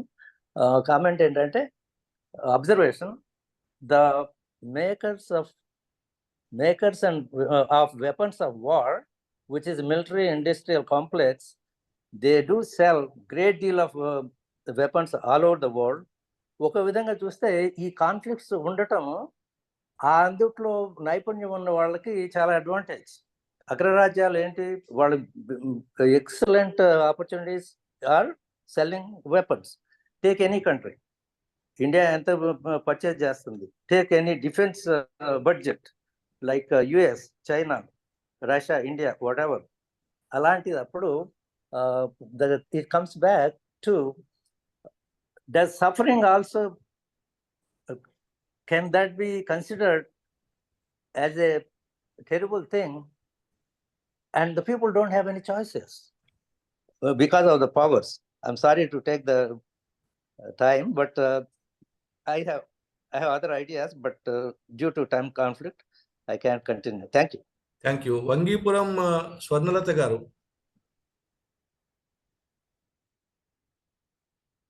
Sir అందరికీ నమస్కారాలు sir. ముఖ్యంగా రంగనాయకులు గారికి అభినందనలు. చాలా ఎక్స్ట్రాడినరీ టాక్ అండి. నాకైతే అసలు ఇంకా చెప్తే వినాలని అనిపించింది. ఆయన ఇంకా టైము 7 అయిపోతుందని ఆపారు కానీ, బట్ చాలా ఇంట్రెస్టింగ్గా ఉంది. ఒక కొత్త కోణం ఆవిష్కరింపజేశారు. అసలు ఇంతవరకు ఇలాంటి ఆలోచన రాలేదు. నిజంగా తగ్గుముఖం పట్టిందా అనేది, అంటే నా ఒపీనియన్ చెప్తున్నా, క్వశ్చన్ కాకుండా. సార్ నాకు అంటే దీంట్లో ఇప్పుడు మేము ఈ హింసా ప్రవృత్తి అని తీసుకుంటే గృహహింసలో చాలా ఎక్కువ గృహహింస కేసులు కనిపిస్తున్నాయి సార్. అంటే మనకి యుద్ధాల రకంగా అట్లా తగ్గిండొచ్చేమో కానీ, ప్రాణ నష్టం తగ్గిండొచ్చేమో కానీ హింస తగ్గలేదు అనేది నా ఆలోచన. ఇది ఎంతవరకు కరెక్టో తెలియదు, అది మీరే చెప్పాలి. అంటే కరోనా టైంలో గృహ హింసలు ఎంత పెరిగాయంటే అది స్టాటిస్టిక్స్ కూడా చెప్పారు. అంతకుముందు హింసలతో పోల్చుకుంటే కరోనా టైంలో వాళ్ళైతే అసలు చాలా తీవ్రంగా ఉంది గృహ హింస అనేది. అంటే ఇప్పుడు గృహ హింసల్లో తీసుకుంటే సార్ చదువుకున్న వాళ్ళతో చదువుకోని వాళ్ళు అనే తేడా లేకుండా ఉంది. ఎడ్యుకేటెడ్ అయినా ఇళ్లలో గృహ హింసలు అనేది మనం చూస్తూనే ఉన్నాము. అసలు దీన్ని ఎవరు అడ్రస్ చేస్తారు? దీని మీద కూడా దాని గురించి కూడా మీకేమైనా స్టాటిస్టిక్స్ ఉంటే దాని గురించి చెప్పాల్సిందిగా కోరుతున్నాను. ఈరోజు నాకైతే 2, 3 అంశాలు చాలా నచ్చాయి సార్. అసలు ఒకటే యూదులు దాంట్లో వాళ్ళు ఎలా చూసుకుంటారో, వాళ్ళు రెస్పెక్ట్ ఇస్తారు అనే టాపిక్‌ని ఒక టాపిక్‌గా చెప్పుకుంటే బావుంటుందేమో మళ్ళీ ఇంకొక రోజని అనిపించింది. అలాగే స్క్రీన్ వయలెన్స్ మీద మాట్లాడారు మీరు. ఆ స్క్రీన్ వయలెన్స్ గురించి మాట్లాడేటప్పుడు చాలా ఇబ్బంది పడుతున్నాం మేము పిల్లలతో గూడాను. అంటే ఈ మధ్య కాలంలో మీరు వినే ఉంటారు. ముచ్చుమర్రి దాంట్లో చిన్న పిల్లల్ని రేప్ చేసేసి పిల్లలు కేవలం అది వీడియోలు చూసే వాళ్ళు చేశారు. అంటే ఎంత చెడు ప్రభావం ఉందో వాళ్ళ మీద. అంటే ఈ హింస అనేది తెలియడం లేదు వాళ్ళకి. అది తప్పని తెలియడం లేదు. అలాంటి కండిషన్స్ ఉన్నాయి. అసలు దాన్ని బాధ్యత తీసుకోవాల్సింది ఎవరు? దాన్ని ఎలా మనం అడ్రెస్ చేయాలనేది. సో, ఇవాళ చాలా బాగుంది సార్. నాకైతే ఆద్యంతం చాలా ఆసక్తికరంగా ఒక కొత్తగా ఇలా కొత్త ఆలోచనని మాలో కూడా రేకెత్తించారు. ఇంతమంది కూడా ఈరోజు మాట్లాడుతున్నారంటే నాకు చాలా హ్యాపీ అనిపిస్తోంది. మంచి talk sir. Thank you very much. ధన్యవాదాలు మీకు. పివి రావు గారు, పివి రావు గారు, పివి రావు గారు మీరు అన్మ్యూట్ చేసుకోగలరా?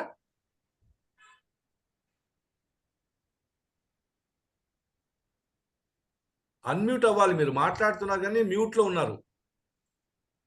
హలో చెప్పండి సార్. సార్ నిజంగా చాలా బాగుంది.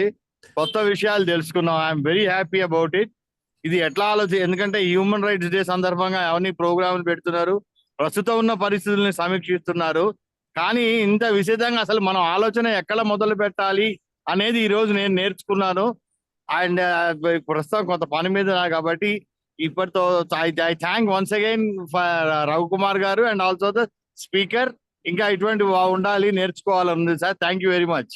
Thank you, thank you, thank you. Krishnamohan Rao. Yeah, అందరికీ మరొకసారి నమస్కారం అండి. ఈరోజు టాపిక్ అసలు చాలా వైలెన్స్ అంటేనే నాకు భయమైన పదము. అలాంటి వైలెన్స్ మీద మీరు మాట్లాడడం అనేది చాలా గొప్పగా ఉంది. ప్రపంచంలోనే వైలెన్స్ ఎక్కువగా అనిపిస్తుంది. ఈ ప్రపంచ యుద్ధాలు ఎందుకు జరగాలి, అసలు వైలెన్స్ అనేది ఎందుకు ఉండాలి, వై పీపుల్ ఆర్ నెగటివ్ అనేది నాకు కొంచెం బాధాకరమైన విషయం. కానీ but plus and minus, pros and cons ఉంటాయి. మేబీ ఒక రకంగా ఎబ్నార్మాలిటీస్ కూడా ఉంటాయి. దాని వల్ల కూడా ఈ వైలెన్స్ అనేది ఉంటుంది. చాలా బాగుందండి. రంగనాయకులు గారు, మీరు మాకు పరిచయమే ముక్తేశ్వరరావు గారి ద్వారా. వారి మీద మీరు బుక్ రాయడం, ఆ రకంగా మీ పేరు మాకు పరిచయము. మీ గురించి అప్పుడప్పుడు మాట్లాడుకుంటుంటాము. ఈ రోజున మీరు టాపిక్ తీసుకోవడం, మిమ్మల్ని మేము చూడడం చాలా ఆనందంగా ఉంది. Thank you very much. At the same time great respects to Mukteswararao గారు also for introducing you to all of us. Thank you very much అండి Ranganayakulu garu. Thank you all. Bye. Pemmaraju Rayudu garu మీరు అన్మ్యూట్ అయి ఉన్నారు, మాట్లాడతారా? మాట్లాడమంటారా? ప్లీజ్. హలో సార్, చెప్పండి. నా photo రావటం లేదా ఇందులోనే? పర్లేదు, మీరు మాట్లాడండి. ముందు మీరు మాట్లాడితే వినపడుతోంది. మాట్లాడండి. వినపడుతోంది కదా? రంగనాయకులు గారు ఎంత బ్రహ్మాండంగా మాట్లాడారండి. ఇటువంటి ఎన్ని విషయాలు మాట్లాడారు. నాకు డౌట్, ఈ సినిమాలు వస్తున్నాయి కదా, ఈ సినిమాలన్నింటిలో అంతే వైలెన్స్ చూపిస్తున్నారు. దాని గురించి ఆయన ఉద్దేశం ఏమిటని, ఎందుకు అలా చూపిస్తున్నారు వైలెన్స్ అని కొంచెం నాకు అర్థం కావటం లేదంటే. అది కూడా ఉండకుండా ఉంటే ఇంకా ఎంకరేజ్ చేసిన వాళ్ళు అవుతాం కదా నాన్ వైలెన్స్ అని. ప్రతి సినిమాలోనూ వైలెన్సే, ఫైటింగ్లు, షట్టింగ్లు, కట్టింగ్లు అవే చూపిస్తున్నారు. అదే జనరేషన్కి, లోయర్ జనరేషన్కి అర్థం అవుతుంది కూడా. అది నా ఉద్దేశం. Just my view only that one. Thank you, thank you sir. Amir Basha గారు. రంగనాయక్ గారు థ్యాంక్స్ చెప్పండి. అలాగే అమీర్ బాషా గారు. Sir, excellent lecture sir. Really it's ఆలోచింపజేస్తుంది sir. It's very very very thank you sir. Thank you very much. కాకపోతే ఈ విశ్లేషణతో పాటు ఇదే సేమ్ ఈ రోజుల్లో వచ్చే సినిమాల్లో వచ్చే వైలెన్స్ గురించి మీలాంటి పెద్దవాళ్ళు ఏదైనా ప్రభుత్వానికి కొంచెం సజెషన్ చేయాలి sir, how to control it అనేది. Thank you sir. Thank you Raghavendra గారు. Thank you sir. ఇక్కడ కొత్తగా వచ్చిన వాళ్ళలో సోడనపల్లి యాస్మిన్ గారు ఉన్నారు, మాట్లాడతారా? అలాగే కార్తికేయ మీరేమన్నా మాట్లాడతారా? యాస్మిన్, కార్తికేయ 410726 ఇక్కడ పేరు రావట్లేదండి. అట్లాగే కృష్ణవం గారు, చంద్రగిరి వెంకటేష్ గారు. Sir it was Ram. Oh Ram. రకరకాల పేర్లతో ఎంటర్ అయితే కష్టం Ram. No, it was maybe the window previously used by my daughter. Ante na పేరుతో అట్లాగే ఉంటుంది. Yeah, for me one very interesting for me it is very interesting to hear, sir. First the very in which a dialogue ఇంత normalised form లో ఆయన చెప్పడం, it's really wonderful. But by and large, for me, I think there is a lot of selective interpretations ఉన్నాయేమో అన్న ఒక ఆలోచన వచ్చింది కొంచెం. బికాస్ I feel something ఆ డిక్లైనింగ్ వాయిలెన్స్ అన్నది స్పెసిఫిక్ కాంటెక్స్ట్కి సంబంధించి మాత్రమే ఉంటుందేమో అన్నది ఒకటి. And the other I'm trying to draw is బహుశా people are used to the kind of untoward violence ఏమో ఇన్ ఆల్ ఫార్మ్స్. సో ఇప్పుడు అది పెద్ద మ్యాటర్ కాకపోవచ్చేమో. So that can be one interpretation that I see. But it was one of the fine lecture on CSD. అంటే changing ఇంకొక 500 years తర్వాత బాగా ఉంటుంది అన్న హోప్. మేబీ అప్పుడు వాయిలెన్స్ ఇంకా మచ్ ఫామ్లో ఉంటుంది. People also will be adapting to that form kind of an form. And for me screen violence గురించి చెప్పినప్పుడు నాకు అనిపించింది స్క్రీన్ వైలెన్స్ ఈజ్ ఆల్ లో ఎంటర్టైన్మెంట్ని ఎక్స్పెక్ట్ చేసే వాళ్ళ కోసం చేసే లో కైండ్ ఆఫ్ అన్ ప్రోడక్ట్స్ అని నాకు ఒక స్ట్రాంగ్ ఒపీనియన్ ఉంది. ప్రాబ్లీ అందుకే ఇంత వైలెన్స్ చేసి చివరిలో వాడు మంచోడు అని చెప్పి చూపించే ప్రయత్నం చేస్తారు. So but this is all defeating the very human purpose of building up systems around us. So another thought. Thank you, sir. So I think we have almost allowed everybody to intervene and make their comment. Now I request the key speaker. Sir, Mukteshwar garu. Yeah. You wanted to sum up the issue. Yeah, please. నాకు ఇవాళ అనిపించిన ప్రధానమైన అంశం ఏంటంటే violence అనేది ప్రజలు అంగీకరించడం మానేశారు. అంటే మానవులు ఒక జాతిగా, ఒక మానవ జాతిగా వైలెన్స్ అనే విధానాన్ని అంగీకరించడం మానేశారు. వైలెన్స్ చరిత్రలో చాలా మంది రాజులకి, రాజ్యాలకి, ఇతరులకి రకరకాల సాధనంగా పనిముట్టుగా ఉపయోగించుకున్నారు. అది పొలం తగాదా సెటిల్ చేసుకోవడం కావచ్చు, లేకపోతే సరిహద్దుల తగాదాలు కావచ్చు, రాణుల తగాదాలు కావచ్చు, అనేకం ఏ కారణం వాడుకున్నా కూడా వైలెన్స్ అనేది ఒక పనిముట్టు. వైలెన్స్ అనేది పనిముట్టు కాదు అని ప్రజలు అంతరాంతరాల్లో గుర్తుపెట్టారు. మనం అందరం కలిసి ఉండాల్సిన వాళ్ళం, కొట్టు చావాల్సిన అవసరం లేదు అనేది మాత్రం గుర్తుపట్టడం వల్లనే people are refusing, not considering it as a tool or very useful tool అలాంటిది ఏమీ అనుకోవట్లేదు. అది ప్రధానమైనటువంటి అబ్జర్వేషన్ అనిపిస్తుంది నాకు. అందువలన ఏమవుతుందంటే ఎవడైనా దేశాధిపతులు వాళ్ళకి తెక్కబొట్టి, పిచ్చిబుట్టి, లేదా ఇద్దరు టెర్రరిస్ట్ గ్రూపులు పడి కొట్టుకుంటే అది వాళ్ళ తగాదాగా చూస్తున్నారు కానీ మనకు సంబంధించిన విషయంగా అనుకోవట్లేదు. మానవాళికి సంబంధించిన విషయంగా దాన్ని భావించని రోజులు వచ్చినాయి. ఇది ఇవాళ మొత్తం సమ్ అండ్ సబ్స్టెన్స్ ఎలా అనిపించింది అనమాట. Now at least we have grown to that level where we have accepted that the practicing violence is no longer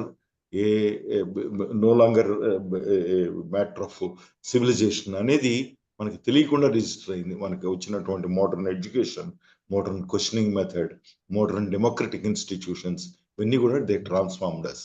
this seems to be the substance and I fully agree with him. చాలా చక్కగా రంగనాయకులు గారు ఏమి present చేసినా కూడా చాలా pleasant గా చేస్తారు. దాన్ని శాస్త్రీయంగా చక్కగా సీక్వెన్స్ వారీగా కూడా చాలా చక్కగా ప్రజెంట్ చేయగలరు. ఆయన ప్రొఫెసర్ బై ఎవరీ ఇంచ్. అలా అందువల్ల చాలా చక్కగా వచ్చిన ఈ ప్రసంగానికి ముఖ్యంగా మా అందరికీ కూడా కొత్త ఆలోచనని కలిగించినందుకు ధన్యవాదాలు తెలియజేస్తున్నాను. So sir, as a corollary to Mukteswararao గారు సార్, మనము గమనిస్తే మన జీవిత కాలంలోనే ఈవెన్ ఈ రాయలసీమ ఏరియాలో ఫ్యాక్షన్ అన్నటువంటిది కూడా డ్రాస్టిక్ గా తగ్గుముఖం పట్టింది.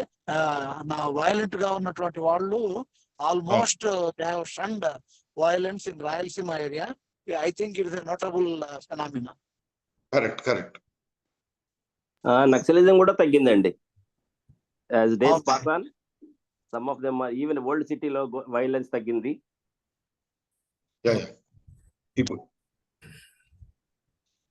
ఇప్పుడు రంగనాయకులు గారు. నమస్తే. నేను దాదాపుగా ఒక 20 దాకా ప్రశ్నలు ఉన్నాయి. వీటిని దాదాపుగా అన్నిటినీ కలిపే ఒక చెప్పే ముందు నా సొంత అభిప్రాయం కూడా చెప్పాలి. నేను హింసావాదిని కాను. ఇప్పుడున్న హింస సరిగ్గా ఉంది, ఇది జరగాలని నేను కోరుకోవడం లేదు. నేను కూడా అహింసావాదినే. నాకు చాలా ఇష్టమైన పుస్తకం గాంధీ రాసిన ఎక్స్పెరిమెంటల్ విత్ ట్రూత్. కాబట్టి హింస అనేది ఇప్పుడు జరుగుతున్నదని నేను జస్టిఫై చేయడం లేదు. కానీ నేను చరిత్రకారుని కాబట్టి గత 10,000 సంవత్సరాలుగా 20,000 సంవత్సరాలుగా హింస ఎలా జరుగుతుందో నేను అధ్యయనం చేశాను. కాబట్టి ఆ హింస యొక్క స్వరూపము, దాని యొక్క విస్తృతి గతంలో ఎలా ఉంది తెలుసు. కాబట్టి ఇప్పుడు దానికంటే మెరుగ్గా ఉందని మాత్రమే నేను చెబుతున్నాను. కానీ ఇది మెరుగైన స్థితి మాత్రం కాదు. నేను కూడా హింస తగ్గాలని కోరుకునే వాళ్ళని నేను మొట్టమొదటి విషయం. ఇక రెండో విషయం ఏంటంటే, భవిష్యత్తు బాగుంటుందనే కోరిక, నాకు భవిష్యత్తు బాగుంటుందనే ఆశ ఎందుకుంది అంటే, మనకు ఆధునిక నాగరికత వల్ల వచ్చే ఏ దుష్పరిమాణమైన లేదా కాలుష్యాలైనా సరే, ఏదైనా సరే, దానికి సమాధానం కూడా సైన్స్ అండ్ టెక్నాలజీలోనే ఉంటుంది. ఉదాహరణకు పుస్తకాలు, కోట్ల కొలది పుస్తకాలు అచ్చువేసి అడవులు నరికి కాగితం తయారు చేసే కంటే ఇప్పుడు ఎలక్ట్రానిక్ బుక్స్ వచ్చినాయి. ఒకప్పుడు ఫిల్మ్స్ మీద మనం ఫోటోలు తీసేవాళ్ళం, డిజిటల్ కెమెరాలు వచ్చినాయి. కాబట్టి సాంకేతికత పెరిగే కొద్దీ కూడా సమాచారం నిల్వ చేసే అంశాలు, ఇప్పుడు మనకు డేటా సెంటర్స్, ప్రపంచంలో ఎంతో సమాచారాన్ని మనం చాలా తక్కువ స్థలంలో నిల్వ ఉంచగలుగుతున్నాం. డేటా సెంటర్స్ వచ్చినాయి.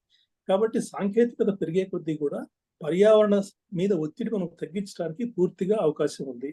అది ముందు జరుగుతుంది. కాబట్టి 500 ఏళ్ల తర్వాత మొత్తం ప్రపంచం అంతా నాశనం అయిపోతుంది పర్యావరణ లేదా పరిస్థితుల వల్ల అనేదాన్ని నేను అయితే ఒప్పుకోవడం లేదు. ఎందుకంటే సైన్స్ అండ్ టెక్నాలజీ ఏ రీతిగా ఏ విధంగా ముందుకు పోతుందో నేను అధ్యయనం చేస్తున్నాను కాబట్టి.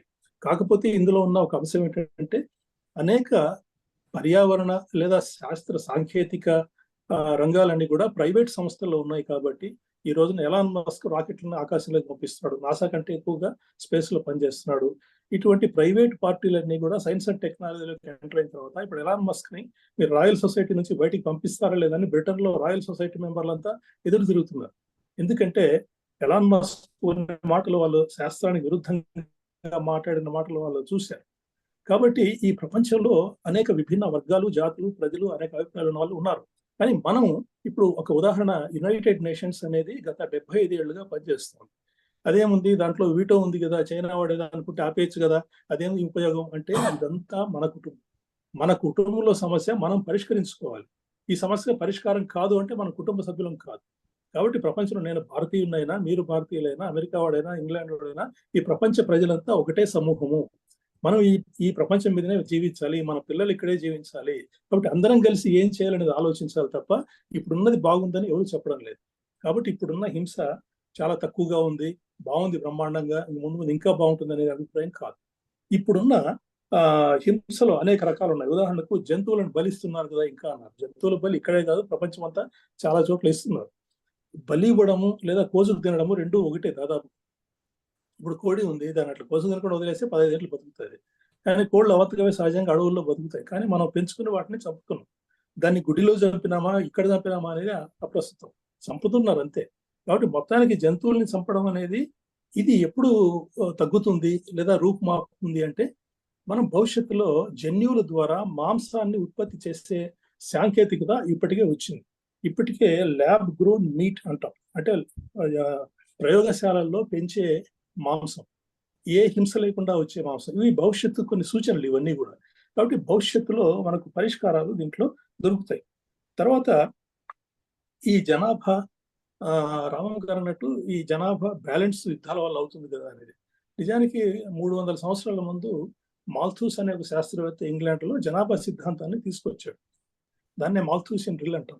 అతను ఏమన్నాడంటే ప్రతి 25 సంవత్సరాలకి జనాభా రెండింతలు అవుతుంది, కానీ ఈ ఆహార ఉత్పత్తి మాత్రం కేవలం కొద్దిగానే పెరుగుతుంటుంది, 1, 2, 3 అని.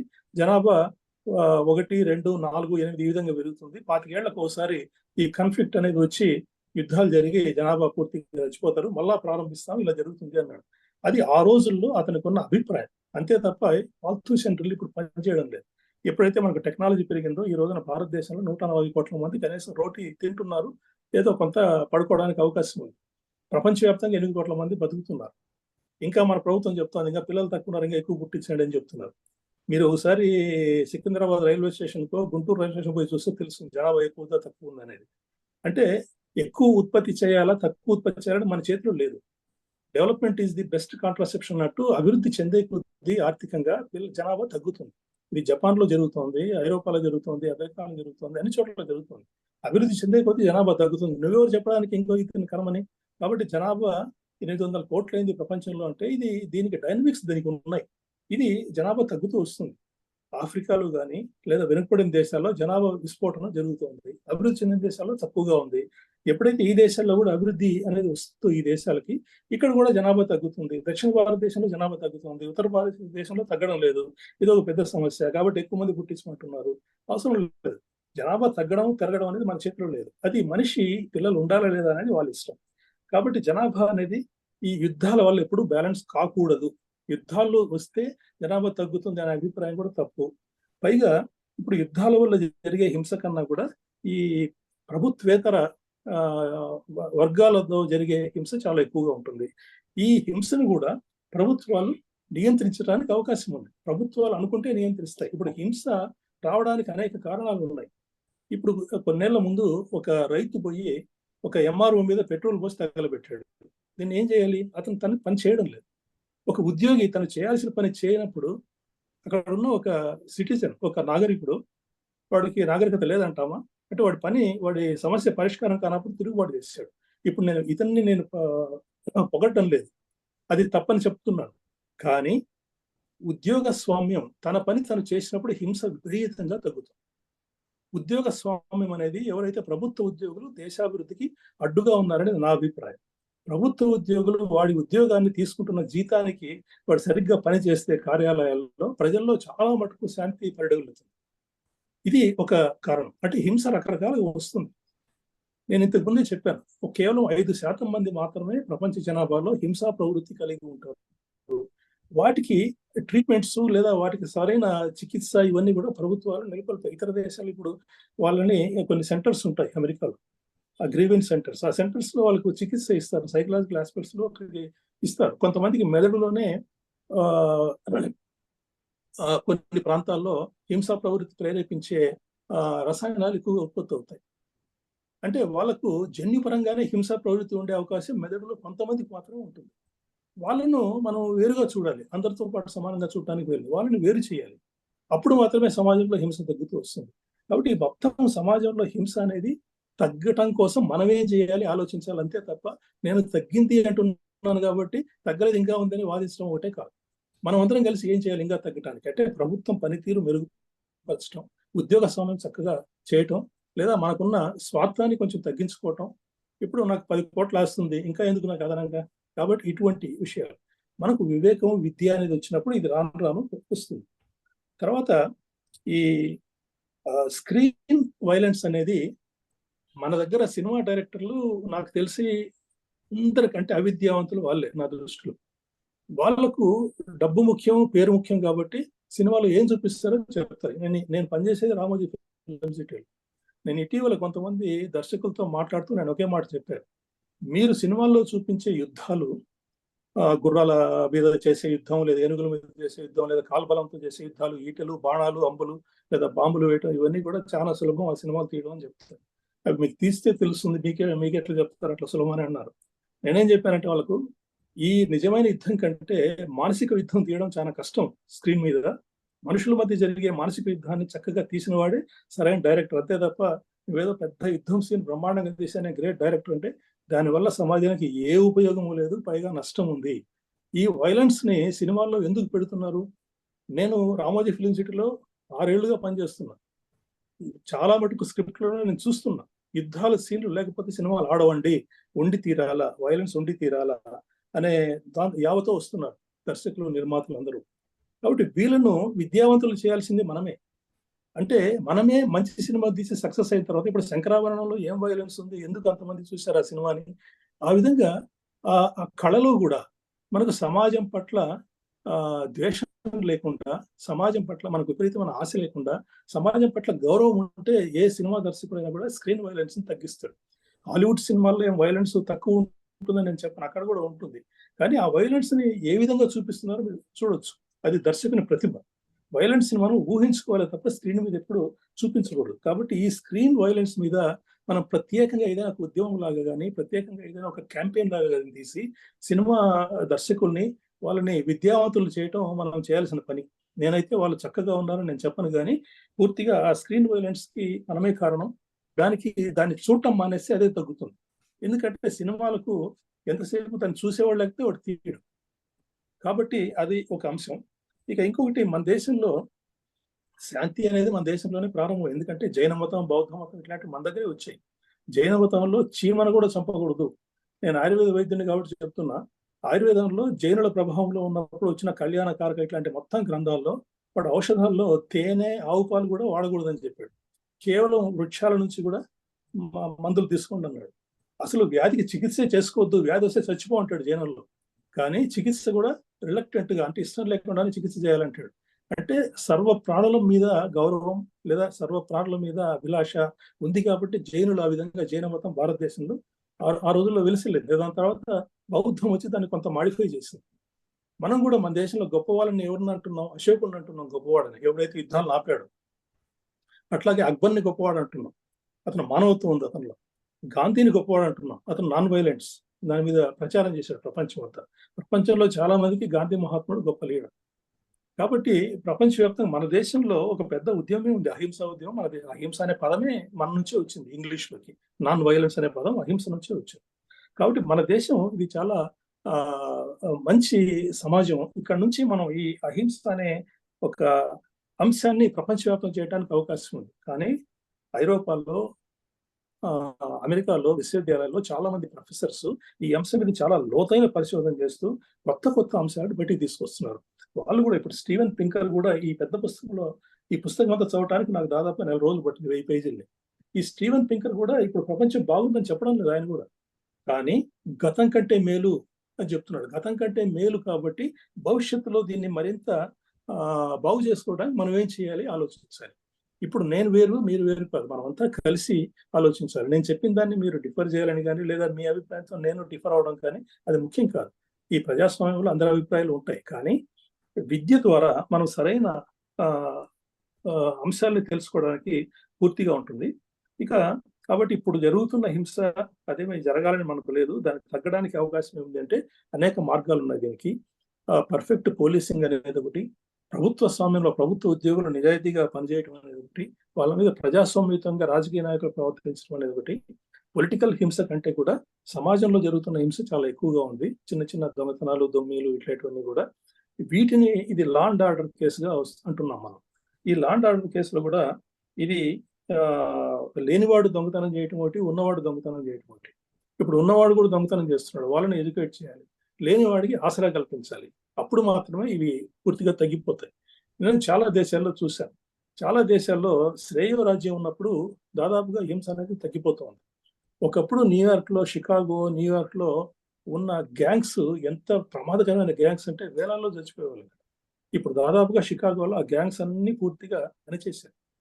ఒకప్పుడు డాన్ అని ఇంగ్లీష్లో, హాలీవుడ్లో సినిమాలన్నీ కూడా న్యూయార్క్, షికాగోలో గ్యాంగ్స్ మీదనే సినిమాలు తీశారు. ఇప్పటికీ సెంట్రల్ అమెరికా, సౌత్ అమెరికాలో ఉన్న వైలెన్స్ ఎందుకు ఉంది అంటే, వైలెన్స్ ఉండటానికి ఇంకో కారణం చెప్తాను మీకు. మాదక ద్రవ్యాల విక్రయం ఎక్కడైతే ఎక్కువ ఉంటుందో, మాదక ద్రవ్యాల విపణి ఎక్కడైతే పెరుగుతుందో అక్కడ వైలెన్స్ పెరుగుతుంది. ఇది ప్రపంచంలో నిరూపితం. మెక్సికోలో, దక్షిణ అమెరికాలో పెరు, కొలంబియా, అర్జెంటీనా అర్జెంటీనా కన్నా ఇంకా తక్కువ. బ్రెజిల్ ఈ మధ్య వైలెన్స్ విపరీతంగా పెరుగుతోంది. కాబట్టి ఈ దక్షిణ అమెరికాలో ఈ దేశాల్లో వైలెన్స్ ఎందుకు విపరీతంగా పెరిగింది అంటే అక్కడ మాదక ద్రవ్యాల కల్టివేషన్ ఎక్స్పోర్ట్ అమెరికాకు విపరీతంగా ఉంది. మెక్సికోలో మనం రాత్రిపూట్ల ఊళ్ళల్లో తిరిగి నడవలేము రాత్రిపూట్ల. అంత భయంకరమైన దేశాలు నికరాగువా కానీ ఇవన్నీ ఇలా ఉన్నాయి.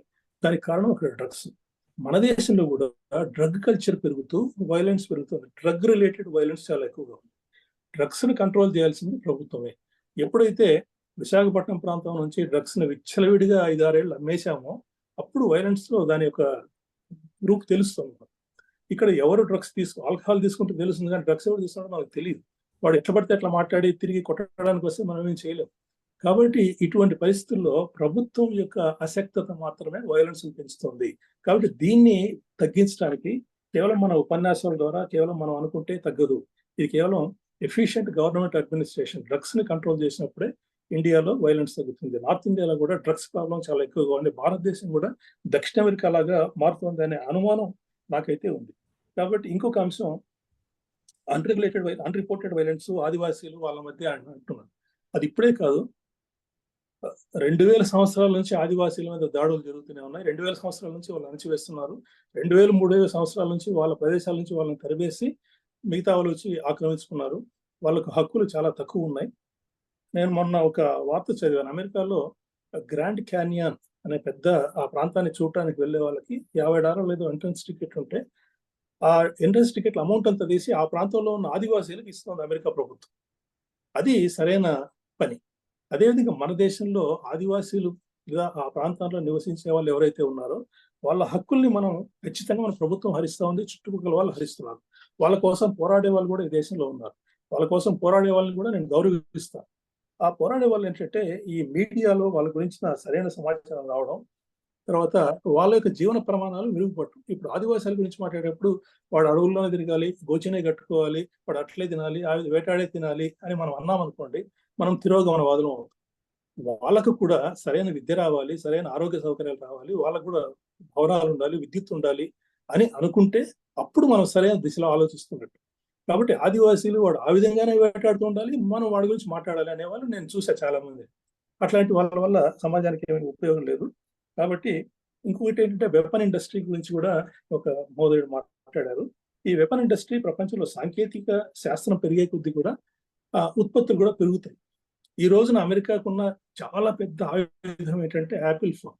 యాపిల్ ఫోన్తో అమెరికా ఈరోజు ప్రపంచాన్ని మొత్తం పరిపాలిస్తాం. నిజానికి వెపన్స్ కూడా B-52 బాంబర్స్ కానీ, అవాక్స్ విమానాలు కానీ ఇవన్నీ కూడా అమెరికా వాళ్ళు తీస్తున్నారు. ఇటీవల ఈ మధ్య ఇజ్రాయిల్ ఇరాన్ మధ్య యుద్ధం జరిగినప్పుడు ఇరాన్ ఒక క్షిపణి వదిలితే ఇజ్రాయెల్ మరో క్షిపణి దాన్ని ధ్వంసం చేయడానికి వదిలింది. ఒకటి క్షిపణి కదిలి కొద్ది కూలిపోగానే అమెరికా వాడికి ఒక్క క్షిపణి కూలిపోతూనే వాడికి $8 మిలియన్ డబ్బులు వచ్చినాయి. అంటే వెపన్ ఇండస్ట్రీ ప్రపంచంలో విపరీతంగా పెరిగింది. ఈ వెపన్ ఇండస్ట్రీలో వెపన్స్ యొక్క అవసరం ఎప్పుడు తగ్గుతుంది అంటే మార్కెట్ డిమాండ్ తగ్గినప్పుడే వెపన్ ఇండస్ట్రీ తగ్గుతుంది. మార్కెట్ డిమాండ్ ఎక్కడుంది? మార్కెట్ డిమాండ్ కొన్ని దేశాల్లో ఉంది, ఇజ్రాయెల్లో ఉంది, ఆ ఇజ్రాయెల్ చుట్టూ ఉన్న దేశాల్లో ఉంది.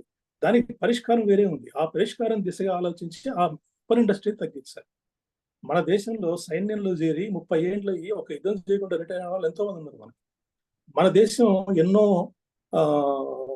మిసైల్స్ తయారు చేసింది. ఇప్పటిదాకా వాటి శత్రు దేశాల మీద మనం వాడలేదు. వెపన్ ఇండస్ట్రీ భద్రత కోసం పెరుగుతూనే ఉంటుంది, కానీ అవి వాడకుండా ఉండటం అనేది ఉత్తమం. అందుకనే విజ్ఞానానికి వివేకానికి ఒక తేడా చెప్తారు. విజ్ఞానం అంటే తుపాకీని తయారు చేయగలిగే నాలెడ్జ్ ఉండటం విజ్ఞానం అయితే, ఆ తుపాకీని వాడకూడదు అనేది వివేకం. కాబట్టి వివేకాన్ని మనం ప్రపంచమంతా విస్తరింపజేయాలనేది, అది వివేకం అంతా ప్రపంచమంతా విద్య ద్వారానే వస్తుంది. ఆ సన్మార్గంలో విద్య సరిగినప్పుడు మనకు సరైన వివేకం వస్తుంది. మన దేశంలో వివేకం సరిగ్గా అబ్బకపోవటానికి కారణం మన విద్యా విధానం పెద్ద లోపం. విద్య ఎందుకంటే తెలుగులో చదవడం లేదు ఎవడు, ఇంగ్లీష్లో చదివితే అర్థం కాదు. కాబట్టి ఎందుకు పనికిరాని ఊరికే ప్యాంటు చొక్కాలు వేసుకున్న ప్రాచీన మానవుల్ని మనం తయారు చేస్తాం. వాళ్ళు ఏ విధంగానూ ఆధునిక మానవులు కాదు. అందువల్ల మనకు అనేక సమస్యలు మన సమాజంలో ఉన్నాయి. మనం ఇక్కడ ప్రాథమికంగా అనేక అంశాల గురించి మాతృభాషలో విద్యా విధానం ఒకటి, మనం విద్య ద్వారా వివేకాన్ని ఇవ్వడం అనేది ఒకటి, ప్రపంచం అంతా ఒక యూనిట్ గా మనం చూడటం అనేది ఒకటి. నేను ప్రపంచ ప్రభుత్వ ఉండాలి అని కోరుకునే వాళ్ళు నేను కూడా ఒకటి. యునైటెడ్ నేషన్స్ చాలా బలంగా ఉండాలని కోరుకునే వాళ్ళు ఒకటి. యునైటెడ్ నేషన్స్ గత 30 ఏళ్ల క్రితం కంటే ఇప్పుడు కొంతవరకు బలంగా ఉంది. కొన్ని వరకు శాంక్షన్స్ ఉంటాయి. ఇప్పుడు చైనాకు, రష్యాకు, కొన్ని దేశాలకి వీటో పవర్ ఉంటుంది. అది తప్పదు ప్రస్తుతానికి.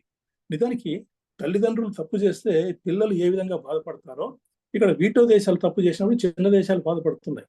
తల్లిదండ్రుల్లో మార్పు రావాలి, వస్తుంది, ఎప్పటికైనా వస్తుంది. కాబట్టి ఈ మార్పు అనేది తప్పదు. 100 ఏళ్ల క్రితం ఉన్న ప్రపంచం ఈ రోజు లేదు. 500 ఏళ్ల క్రితం ఉన్న ప్రపంచం ఈ రోజు లేదు. ఈ రోజున్న ప్రపంచం పూర్తిగా లేదు. ఈ రోజున ప్రపంచం చాలా బాగుందని నేనైతే చెప్పడం లేదు. ఈ రోజున్న ప్రపంచం కూడా బాగలేదు. కాకపోతే చరిత్రకారుని కాబట్టి 1000 ఏళ్ల క్రితం కంటే ఈ రోజున ప్రపంచం కొంత బాగుంది, భవిష్యత్తులో మరింత బాగుంటుంది అనేది ఒక అంశం. తర్వాత వార్ అండ్ డెత్స్ ని రిపోర్టింగ్ అనేది అడిగారు. దాదాపుగా ప్రపంచంలో ప్రతి వార్త కూడా నమోదవుతోంది. నమోదయ్యి మీకు ఇండియాలో కూడా ఏం జరుగుతుందో తెలుసుకోవడానికి స్టాటిస్టిక్స్ ఒక వెబ్సైట్ ఉంటుంది, stat.com, indiastat.com అనేది. అది ఉచితంగా ఉండదు. మీరు సంవత్సరానికి ఒక 8,000 10,000 కడితే indiastat.com లో ఇండియాలో జరుగుతున్న ప్రతి సంఘటన నమోదై మీకు స్క్రీన్ మీద కనిపిస్తుంది. మేము ఈనాడు, ఈటీవీ కోసం దాన్ని సబ్స్క్రైబ్ చేశాం. దాంట్లో చాలా సమాచారం దాంట్లో ఉంది. ఈ విధంగా ప్రపంచ వ్యాప్తంగా ఉన్న మొత్తం డేటా అందుబాటులో ఉంది. ఒక సంస్థ ఉంది, ఇస్కో అనే ఒక సంస్థ, international society for knowledge organization. ISKO అని ప్రతి 2 ఏళ్లకు ఒకసారి ప్రపంచవ్యాప్తంగా ఒక సమావేశం జరుగుతుంది. ఈ సంవత్సరమే చైనా వుహాన్లో జరిగింది ఆ సమావేశం. 2 ఏళ్ల తర్వాత మళ్ళీ అమెరికాలో లాస్ ఏంజల్స్ లో ఉంటుంది. ఈ ఇస్కోలో మొత్తం ప్రపంచవ్యాప్తంగా జరుగుతున్న అంశాలని లేదా పోగవుతున్న వార్తలని కానీ, ఇప్పటిదాకా మనం సంపాదించిన విజ్ఞానాన్ని కానీ, లేదా సాంకేతిక విజ్ఞానాన్ని కానీ, చరిత్ర విజ్ఞానాన్ని కానీ, అన్నిటినీ కూడా ఏ రూపంలో ఎలా భవిష్యత్తులో అందించాలి, మరింత మెరుగ్గా సమాజం భవిష్యత్తులో ఎలా ఉండాలి అని వాళ్ళు చర్చిస్తూ ఉంటారు. ఇట్లాంటి వాలంటరీ ఆర్గనైజేషన్స్ ప్రపంచంలో వేలాదిగా ఉంది. ఇంకొక సంస్థ ఉంది, వరల్డ్ గవర్నమెంట్ సంస్థ ఉంటుంది ఫ్రాన్స్ లో. ప్రపంచం అంతా ఒకే దేశం ఉండాలని వాళ్ళు చాలా తీవ్రంగా కృషి చేస్తుంటారు. నేను కూడా ఒకసారి వాళ్ళ సమావేశానికి వెళ్ళాను. అంటే మనము ఈ ప్రపంచం అంతా మంది అని మనం భావించి మనం పనిచేయాలి, అంతే తప్ప ఎవరూ మన శత్రువులు కాదు. వీళ్ళందరికీ ఏమీ కొన్ని విషయాలు తెలియడం లేదా, మనం చెప్పాలా, తెలియని మనం తెలుసుకోవాలా అనే ఒక ఆతృత లేదా ఆవేదన అందులో ఉంటే ఈ ప్రపంచం భవిష్యత్తులో మరింత బాగా ఉంటుందని అనుకుంటున్నాను. అయినా మీరు అడిగిన ప్రశ్నలన్నిటికీ మీరు సంతృప్తి పడే విధంగా సమాధానాలు ఇవ్వలేకపోయి ఉండొచ్చు. కానీ ఖచ్చితంగా భవిష్యత్తులో మళ్ళా కలుద్దాం, మళ్ళా అధ్యయనం చేస్తాం, మళ్ళా మాట్లాడుకుందాం, మళ్ళా మనం ఒక అంగీకారానికి వద్దాం. విభేదాలు అనేవి ఎప్పటికీ ఉండాలి. ప్రజాస్వామ్యంలో విభేదాలు అనేది చాలా కీలకం. ఆ విభేదాల వల్లనే పురోగతి కూడా కలుగుతుంది. ఇంతసేపు మాకు సమయం కేటాయించినందుకు చాలా కృతజ్ఞతలు. Thank you very much, sir. It was a wonderful evening for all of us. It's a thought-provoking session also. Lot of us, even though we have raised questions, we are more convinced about the new idea. So I think we do in that direction. It's one of the best sessions we have ever had in the recent times. So thanking you once again, and thanking Mukteshwar Rao garu for introducing you to our Center for Social Dialogue. Thanking all the members for their lively and active participation and raising issues and making them for discussion. I thank you all, and we go for the end of the session for today, and we'll meet once again in the next Friday with another topic. Thank you all. Thank you very much, sir. Thank you very much. Thank you very much. Thank you, Dr. Thank you, sir. Thank you, sir. Thank you. Thanks.